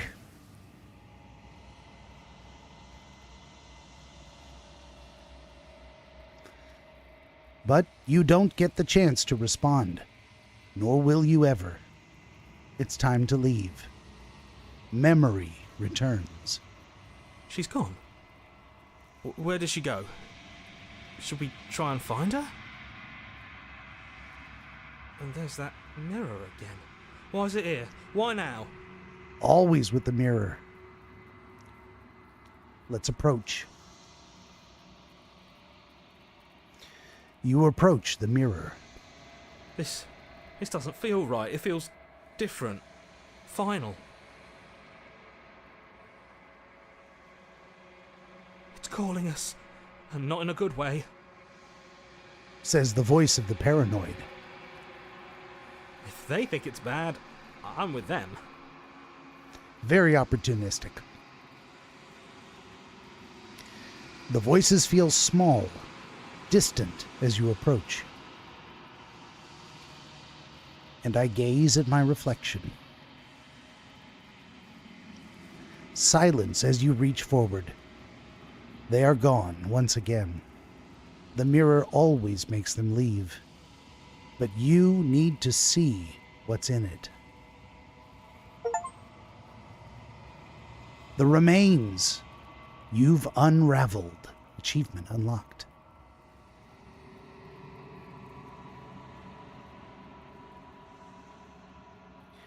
You find yourself in the long quiet once again.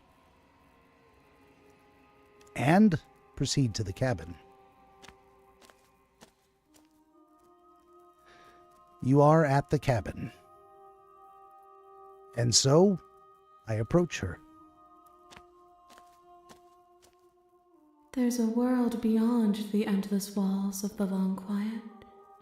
I am curious to see what it means for us to know it.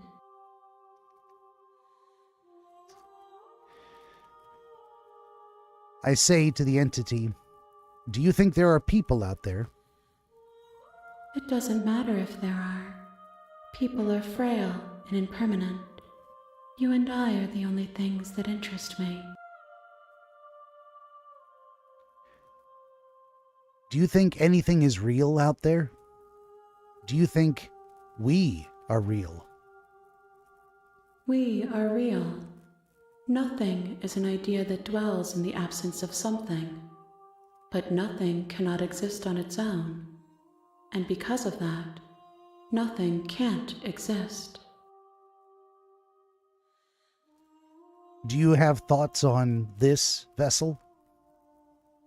This one is like a shadow of me, twisting vines in search of answers. She will make for a curious heart. Do not mourn her. She has found what she yearned for.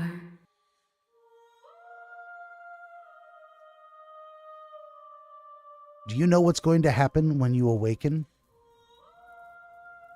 No. The point of awakening is to find out.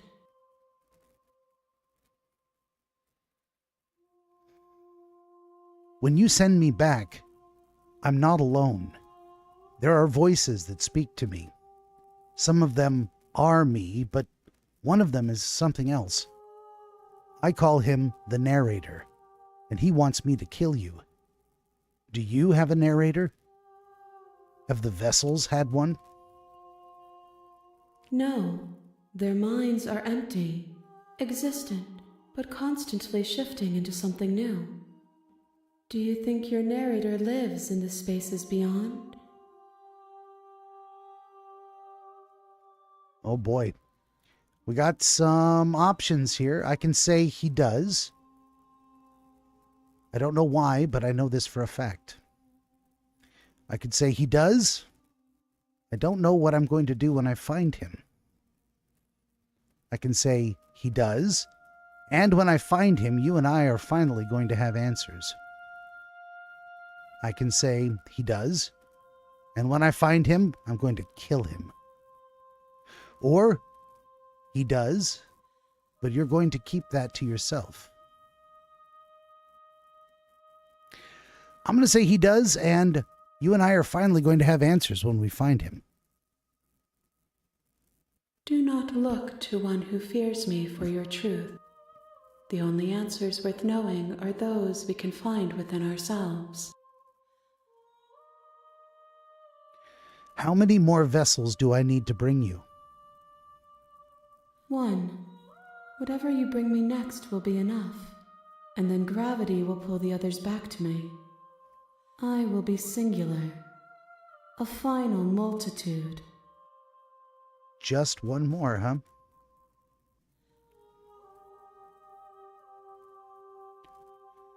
If this is the last time, is there anything you would like me to bring you? Or, if this is the last stage before your completion, then I'm not going back. I'm just going to stay here. Let's start with the first one. I think she might give me the option to ask both. So, is there anything you'd like me to bring you? These gifts are a conversation, and each one shows me the contours of your heart. The only thing I want to see is what you choose for me when the thread is fully drawn.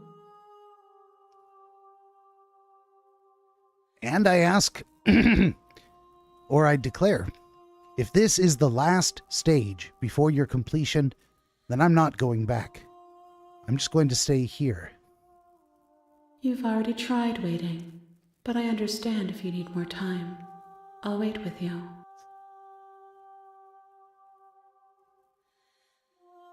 Nope, there's no waiting forever. She's just going to kick me out of the game until I come back. I'm ready to go back. The next time I see you, each of us will finally know what we are. Wow, are we really that close to the end of the game, I wonder? I will be here, waiting for you.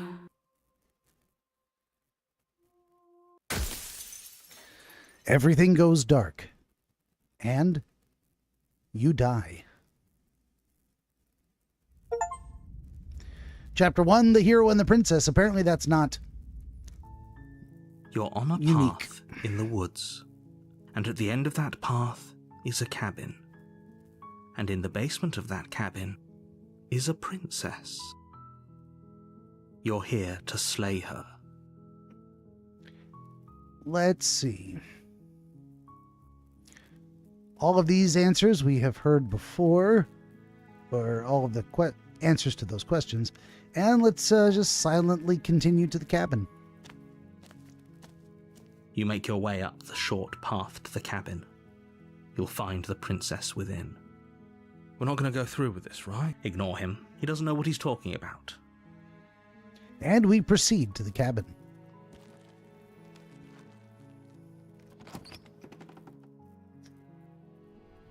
The interior of the cabin is almost entirely bare. The blade is your implement. This final time, what if I just try to get her out of there? Let's enter the basement without a blade. No more blades. Done with the blades. We're not killing anybody.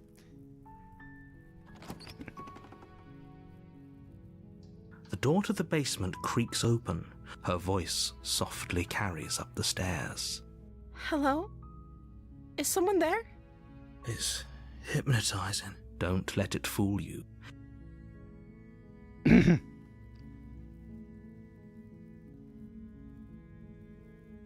Let's do it a little different this time. Instead of being reassuring, let's just continue down the stairs.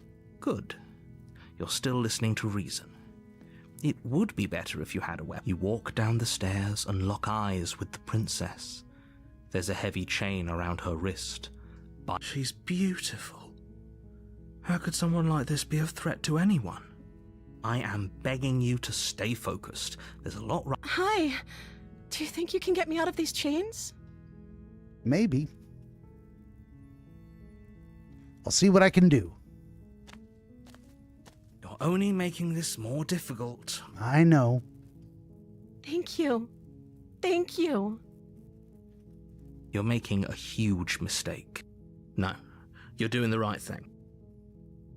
You walk up to the chains binding the princess to the wall and give them a tug.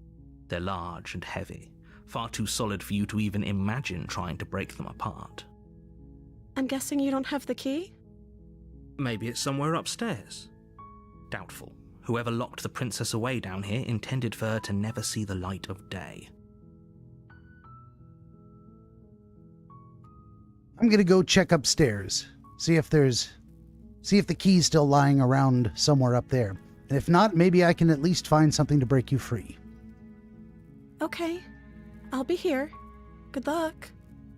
Where is she gonna go, huh? You attempt to make your way out of the basement, but the door is But someone the else door here. slams shut. And, well, we go back. You make your way to the bottom of the stairs. This would have been so much easier if you'd just taken the blade like you were supposed to. Easier for whom? Easier for everyone. Look at the mess you're in. I heard the door slam. They locked you down here too, didn't they? There's a slight panic rising in the princess's voice. If I could just get out of these chains, I know we could force our way out of here together. She barely hesitates before raising her arm to her mouth, her teeth tearing through her limb with the determination of a trapped wolf. As she rips her flesh from her bone, a sound comes from behind you, the clang of bouncing metal. It's the blade from upstairs. You're not sure how it made its way down here, but if there's a time to strike, it's now.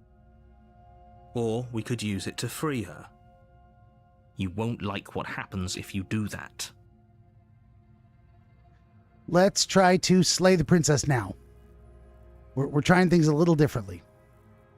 Without hesitation, you bring the blade down and plunge it into the princess's back. Finally. The wound drives her to the ground. Okay, there's no going back now. I'm with you to the end. You bastard. Were you lying to me this whole time? Maybe. No, honestly, I just changed my mind. Wanted to see what would happen. The princess pushes away from you, the motion ripping the blade from her back.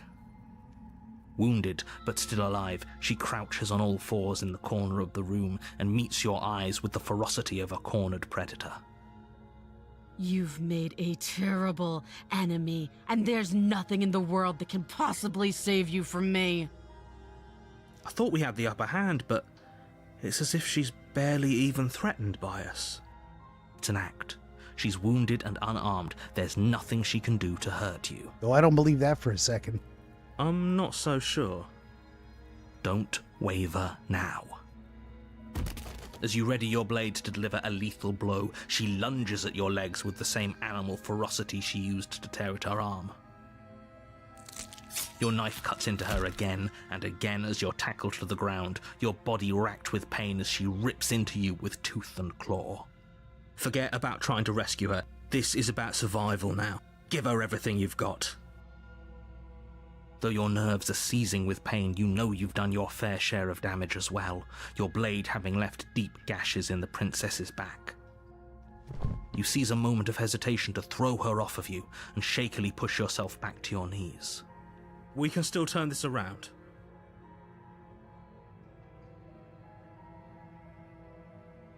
I'm gonna run for the stairs and lock her in the basement. Maybe she'll bleed out. The princess is still chained to the wall. There's nothing she can do to stop you from getting out of here. What if she doesn't succumb to her wounds? Whatever she is so much more dangerous than I thought she'd be. You rush up the stairs and dive past the threshold. You're safe. For now. You close the basement door, locking it behind you and quickly barricading it with the heavy wooden table that once held the blade. Well, now what? Okay, we can make this work. She has an awful wound and we have all the time in the world. Playing jailkeeper for a while might make things a little easier. You settle in against the far wall to watch the basement door. It isn't long before you start to drift off, your eyelids heavy with fatigue. But sleep doesn't come. Instead, your rest is broken by a piercing, wailing voice calling out to you from the other side of the door. I know you're still there. Why don't you make things easier on yourself and let me out? She made it to the door. It's not like this little door will hold for very long anyways. And it's probably a good idea to try to get back on my good side. She sounds terrifying. Like she's less of the princess you saw and more like something out of a nightmare. As she violently rattles the door, you do your best to shut her out of your mind. When I get out of here, I'm going to pick you apart piece by piece. I won't forget what you did, and I'll never forgive it. You don't know the kind of enemy you've made tonight. It doesn't sound like she's getting any weaker. No, it doesn't.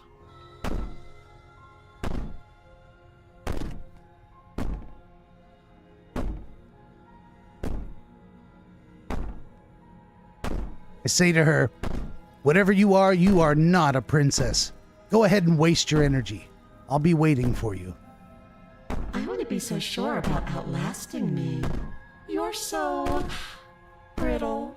So go ahead, rest, do whatever you think will help you be prepared. But know that I'm coming for you, and that when I find you, I will make you hurt. You put the princess's threats out of your mind as best you can and huddle up against the wall. You jolt awake in the middle of the night to silence in the cabin. The ruckus has stopped, and the door to the basement is ajar, its lock broken, and the table shoved out of the way. Where is she? Yeah, for real. What's going on? She didn't kill me in my sleep? Thanks for helping me get out of that awful basement. You try and stumble to your feet, but as the princess draws near, it's as though your body simply stops working. It isn't all at once. The paralysis comes in waves. First your toes go numb, and then your feet, and then your legs. You lie prone on the floor of the cabin, unable to do anything but witness her approach. Whose side are you on? Yours, of course. But I have a duty to uphold the truth. Lying about the facts of the situation doesn't change them. So helpless. I can take my time with you, can't I? She steps closer, one silent footfall at a time, cocking her head in curiosity as you feel your organs shutting down one by one. Or maybe I can't take my time with you. You don't look well. A little green around the gills. What a shame. If you'd only helped me get out of here, we could have done such wonderful things together. Your lungs stop drawing in breath, and your heart freezes in your chest. You have seconds left. I'd say better luck next time, but we both know this is the end, don't we? It can't be. This can't actually be how everything ends. I'm sorry, but it is. Everything goes dark, and you die. Chapter 2, The Nightmare. You're on a path in the woods, and at the end of that path is a cabin. And in the basement of that cabin is a princess.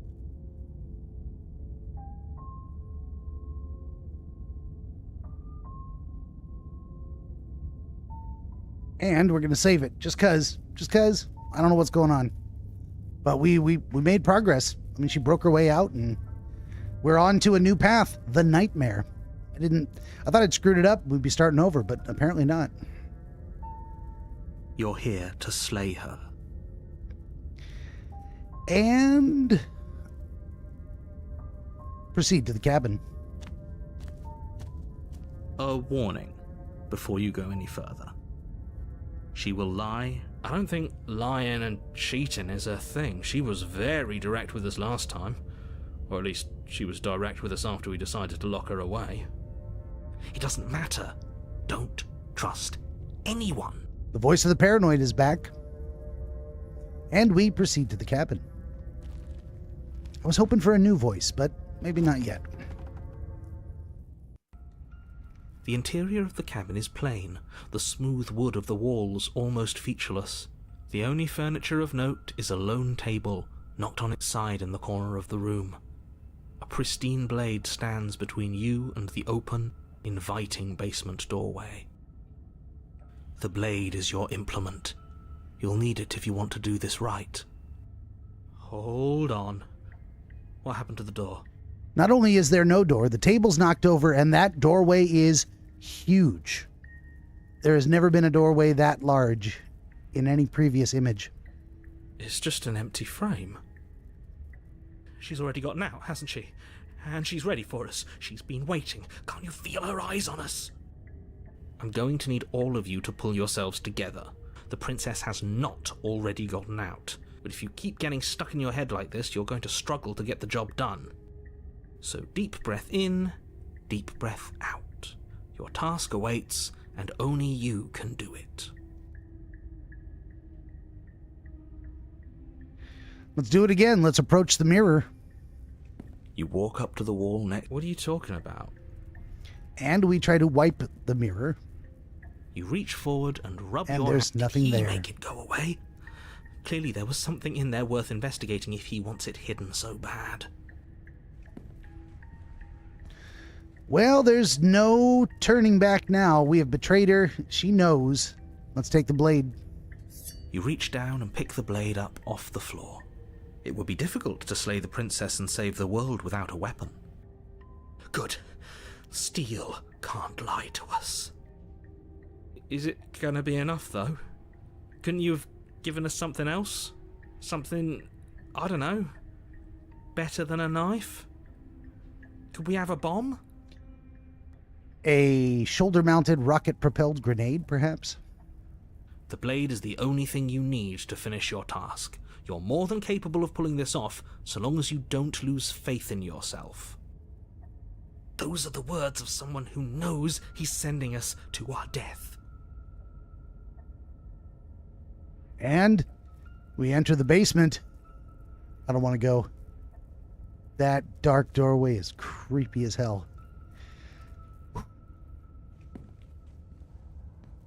You cross over the threshold and onto a series of isolated steps suspended in darkness. More eyes, too. You never mention the eyes. The air seeping up from below reminds you of fresh lightning and static, as if you're descending into a place that isn't meant for a creature of flesh and blood. If the princess lives here, slaying her would probably be doing her a favor. He always says. Her cruel and playful voice prances up the stairs. I didn't think you'd come back. We're gonna have a lot of fun, you and I. Come back? She must have you confused with someone else. You really don't remember, do you? It doesn't matter, we need a game plan. We know we can't just go down there unprepared.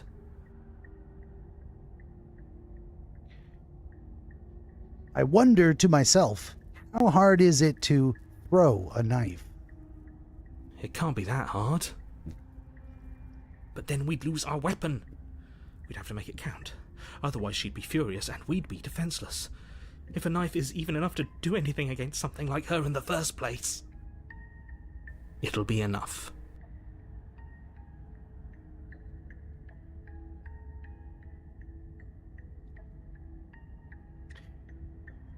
I say, I'm going to talk to her. Didn't you hear my warning a minute ago? She can't be trusted. Talking won't do you any good. Something tells me she isn't going to be very keen on talking anyway. You make your way to the bottom of the stairs. As you emerge, you find yourself between two loose rows of white wooden planks suspended in nothingness. A smattering of cobblestones, visible against the inky black of the basement, mark where the floor should be, forming vague pathways. At what seems to be the end of the room, they diverge in opposite directions, left and right. She could be anywhere, and there's nowhere for us to hide. We're completely exposed. She's definitely hiding in the darkness. Are you really not going to comment on how weird this place is? Kind of weird. Yep. No, I'm not. Somebody needs to be the voice of reason here, and it certainly isn't you.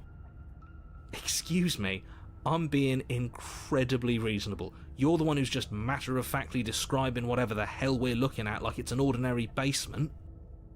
We're going to die down here. I don't want to die again. Please stop saying that.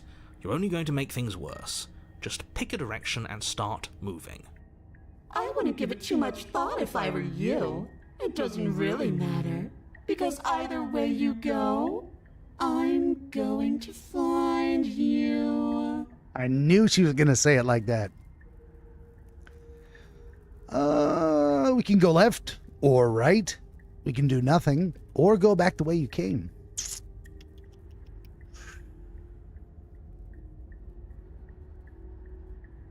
I'm going to do nothing and see what happens. You decide it's best to do nothing. There you are. There she is. I told you I was going to find you. Yep. As the princess approaches, your legs suddenly go numb. She has got a creepy doll mask on. Your arms quickly follow. This is it, isn't it? And you brought a little knife with you. Cute. There has to be a way out of this. Think! Think! What did you do? Pull yourself together. She isn't supposed to be like this. I wonder how many times I'll get to play with you before you break. Your vision cuts out as your blood begins to coagulate. It's as if every part of your being is coming to a lurching halt. Heart, lungs, liver, nerves. Heart, lungs, liver, nerves. Heart, lungs, liver. Does he just chant until I click forward? Lungs, liver, nerves, heart, Yeah. lungs, Sounds like it just repeats. nerves. Moving on. Your lungs pull in a desperate gulp of air as your eyes shoot back open. Heart. What are you doing? I'm working. Do you want this body to function, or do you want... And then experience stops once more as your body reapproaches death. Okay, whatever you were doing, please just start doing it again. Are you sure about that? Are you sure that's what you want, or do you want to interrupt me some more? You have seconds left. Yes, I'm sure. Heart, lungs, liver, nerves. Here we go. Heart. Again, your eyes shoot open as you gasp for breath. Nerves, Can't decide what you want to do, can you? liver, Nope. nerves, Oh well, standing there gasping like a fish is more fun than dead. Even if you look ridiculous. lungs. She isn't attacking us. Nerves. Why? Good question. Lungs. The why doesn't matter. She's already proven her ill intent. Don't lose sight of your mission. Liver. Your weapon is still in your hands. Strike at her and end this before it's too late. Nerves. Heart. Lungs. I said I came to talk to her. I'm gonna ask her, why won't you finish me off? Liver. Nerves. Because I don't want to. And even if I did, I don't have to. Nerves. Look at the way you're struggling to stay alive. It's taking everything you have to keep your heart pumping right now. And I'm enjoying the show. Liver. The princess leans forward, bringing her masked lips close to your ear. If I want to see you gone, all I need to do is break your concentration. It's true. Heart, lungs, liver, nerves. Heart, lungs, liver, nerves. She slowly runs her velvet glove across the base of your neck. It feels like static. And then... Shit, make her stop! Hey, snap out of it. Okay, deep breath, we're fine. Heart, lungs, liver, nerves, heart. You're back. Lungs, liver, nerves, heart, lungs. One moment, liver, and nerves, then you're heart, gone. lungs, liver, Just nerves, like heart, lungs, that. liver, nerves, heart, Ah, lungs, liver, and there's nerves, the heart, fear. lungs, liver, nerves. She pulls away. Liver, nerves, heart, But that wouldn't be lungs, very fun, liver, now would it? nerves, I've heart, already done lungs, that. Liver, nerves, heart, lungs, liver, nerves, heart, lungs, What happened liver, after you killed me nerves, last heart, time? lungs, liver, I nerves, tried to leave while you heart, suffocated, lungs, but that liver, stupid nerves, cabin heart, wouldn't let lungs, me. liver, So I started nerves, to drag your body out with heart, me, and lungs, then, nerves, well, heart, you died lungs, before I could liver, get to the door. nerves, heart, And then I was lungs, here, liver, and now you're nerves, here too. heart, lungs, liver, I don't think I can move without you, and dead doesn't count. And as much as I love what we have going on, I have bigger plans than tormenting one poor little creature forever. I want to leave. Heart, lungs, liver, nerves, heart, lungs. If you need me alive, then why did you threaten me on the stairs? Why didn't you try being nice to me? I am being nice. You're alive, aren't you? Again, fair point. And you died of fright as soon as you saw me last time. I didn't think keeping you alive was an option. But it looks like that's not a problem anymore. At least not for me. You seem miserable. Nerves, heart, lungs, liver, nerves, heart, lungs, liver, nerves. I was sent here to stop you from destroying the world. I can't just let you leave. Destroy is such an unenlightened way of putting it. So sudden, so violent, so little nuance. I'm not going to destroy the world, but I am going to hold it in my hands and squeeze it. Nerves, heart, I'm going to make it afraid, just like I've made you afraid. heart, lungs. The world needs fear, doesn't it? Every terror I bring would make the good times so much better. Well, I'm practically doing a public good. So what harm is there really in letting me out? Lungs, liver, nerves, heart, lungs, liver, nerves, heart. People will die if you do to them what you've done to me. Liver, nerves. But everyone dies eventually. They're all full of wet, writhing things, and in the end, each and every one of them gets unwound. And then those things get to become a new everybody. Just to come apart all over again. Heart, lungs, liver. All I want is to be there for it. I want to watch it happen. And maybe do a little unwinding myself. Lungs, Is that really so much to ask? lungs, liver, nerves, heart, lungs, liver, nerves, heart, lungs. And if I do let you out, Heart, what then? liver, Do we go our separate ways? lungs, liver, Oh no, definitely not. liver. If you're what I need to leave this place, chances are you're pretty useful. I think I'll keep you right by my side. Lungs, A little good luck charm to make sure I stay free. liver, nerves, heart. Don't worry, I'll make sure to take good care of you. I promise. Nerves, heart, lungs, liver, nerves, heart, lungs, liver, nerves, heart, lungs. Being around you is agony. Heart, I'm not going to stick around. nerves, Oh, we both know that you don't have a say here, so you should just look on the bright side. nerves, heart, lungs. Well, I'm not sure what the bright side is for you, but I'm positive you can find it if you look hard enough. Lungs, liver, nerves, heart, lungs, liver, nerves, All right? heart, I'll just die then. nerves, heart. And then we'll wind up right back where we started.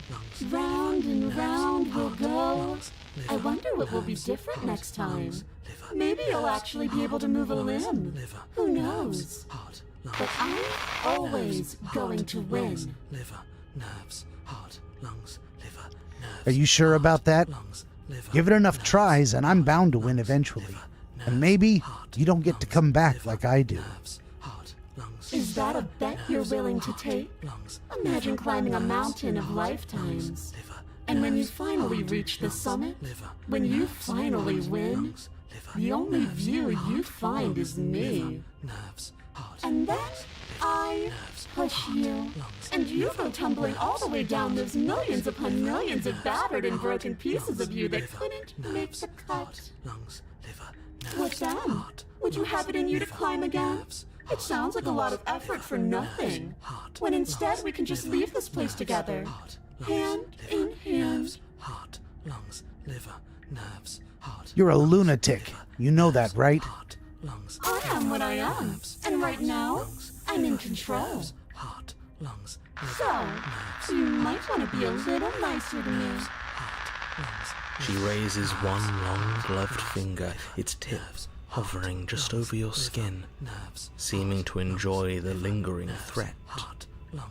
But she withdraws, sparing you another momentary glimpse of death. Liver, nerves, heart, lungs, liver, nerves, heart, lungs, liver, nerves. Listen, if you want to work together, can you at least turn off this whole organs shutting down situation? Heart, lungs, Like I said, I am what I am. liver. It's not my fault that you can't handle being around me. Nerves, heart, lungs, liver, nerves. How about I just kill you instead? Nerves.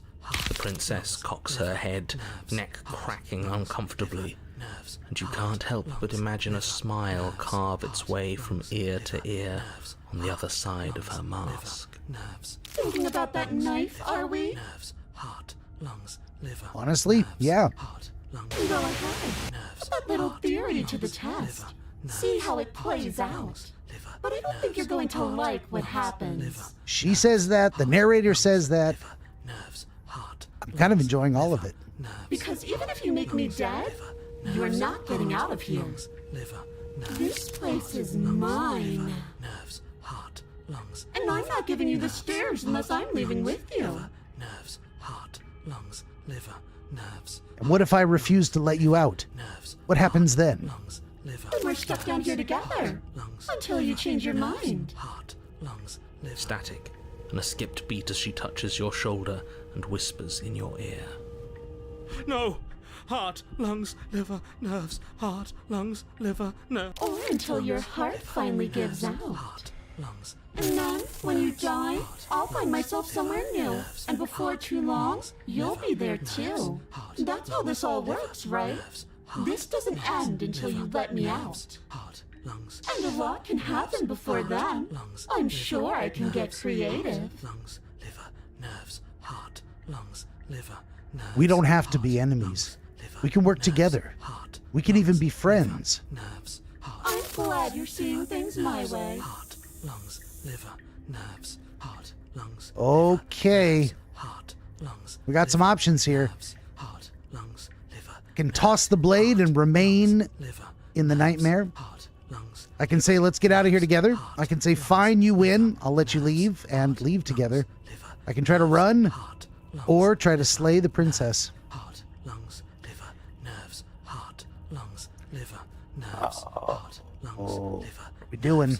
What are we doing? Lungs, liver, I'm going to save it. nerves, heart, Does it really matter? Do I really need to save it? heart, lungs, liver, nerves, heart, lungs, liver, nerves, heart, lungs, liver, nerves, That lungs, liver, chanting is maddening. lungs, liver, nerves, lungs, I'm going to call her bluff. I'm going to toss the blade and say, I'm not doing any of this. I'm not helping you leave, and I'm not going to try to kill you, so do your worst. heart, lungs, liver, nerves. Are you serious? Lungs, liver, nerves, heart, lungs. You fling the blade into the void, denying yourself the opportunity to ever slay her and finish your mission. Lungs, Yes, sir.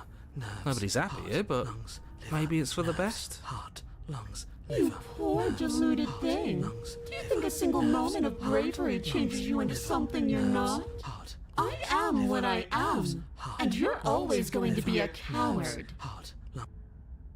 She raises a hand to her mask and pulls it down. You don't get the chance to see what lies beneath before it envelops you. Like a creeping mold, the complete reality of your existence threads its way through your mind.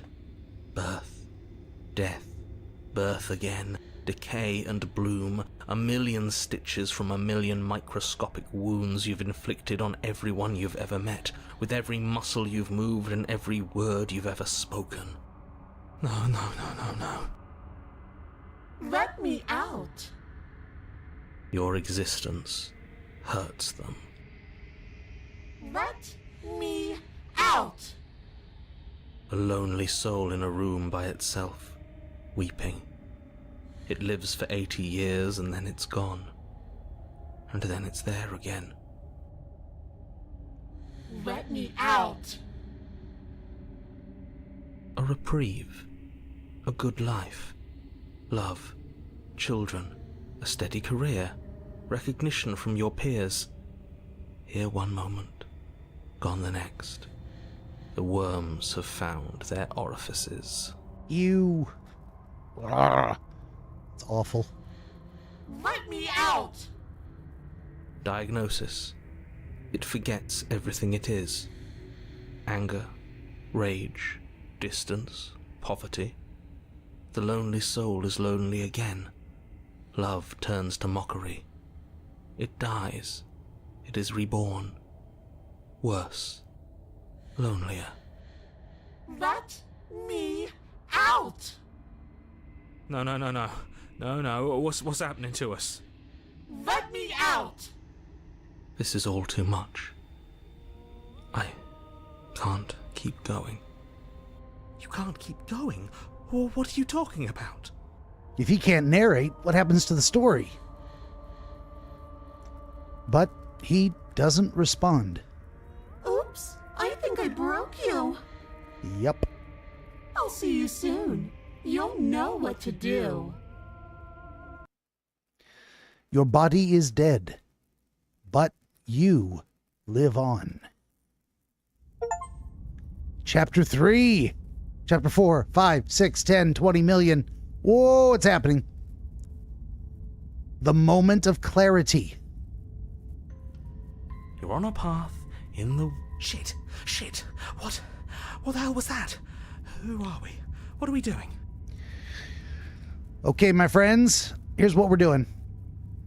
We're saving this, and we are close to 8 o'clock. I'm not going to be able to keep going. I got to pee like a racehorse, so we are calling this stream right here, right now, and we're coming back tomorrow to finish it up. That is the end of this episode of DreamWizard Plays number 427, Slay the Princess in 2023, Part 2. On your way out, would you kindly like, share, subscribe, tell your friends to join us here tomorrow, 5 p.m. to 8 p.m. Pacific, as we tackle Part 3, and I think, likely, the grand finale in that 3-hour span. I think we're going to get to the end of this mystery. Maybe not. Maybe I have no idea what I'm talking about, and that's wishful thinking, but I feel like something's coming. I feel like we're approaching the end. I don't know. It's just a feeling. But that is going to do it. I'm done talking because, man, no, really, I got to pee. I've been holding it for like a half an hour. I came back from a break, had to pee again right away. I have a bladder the size of a walnut.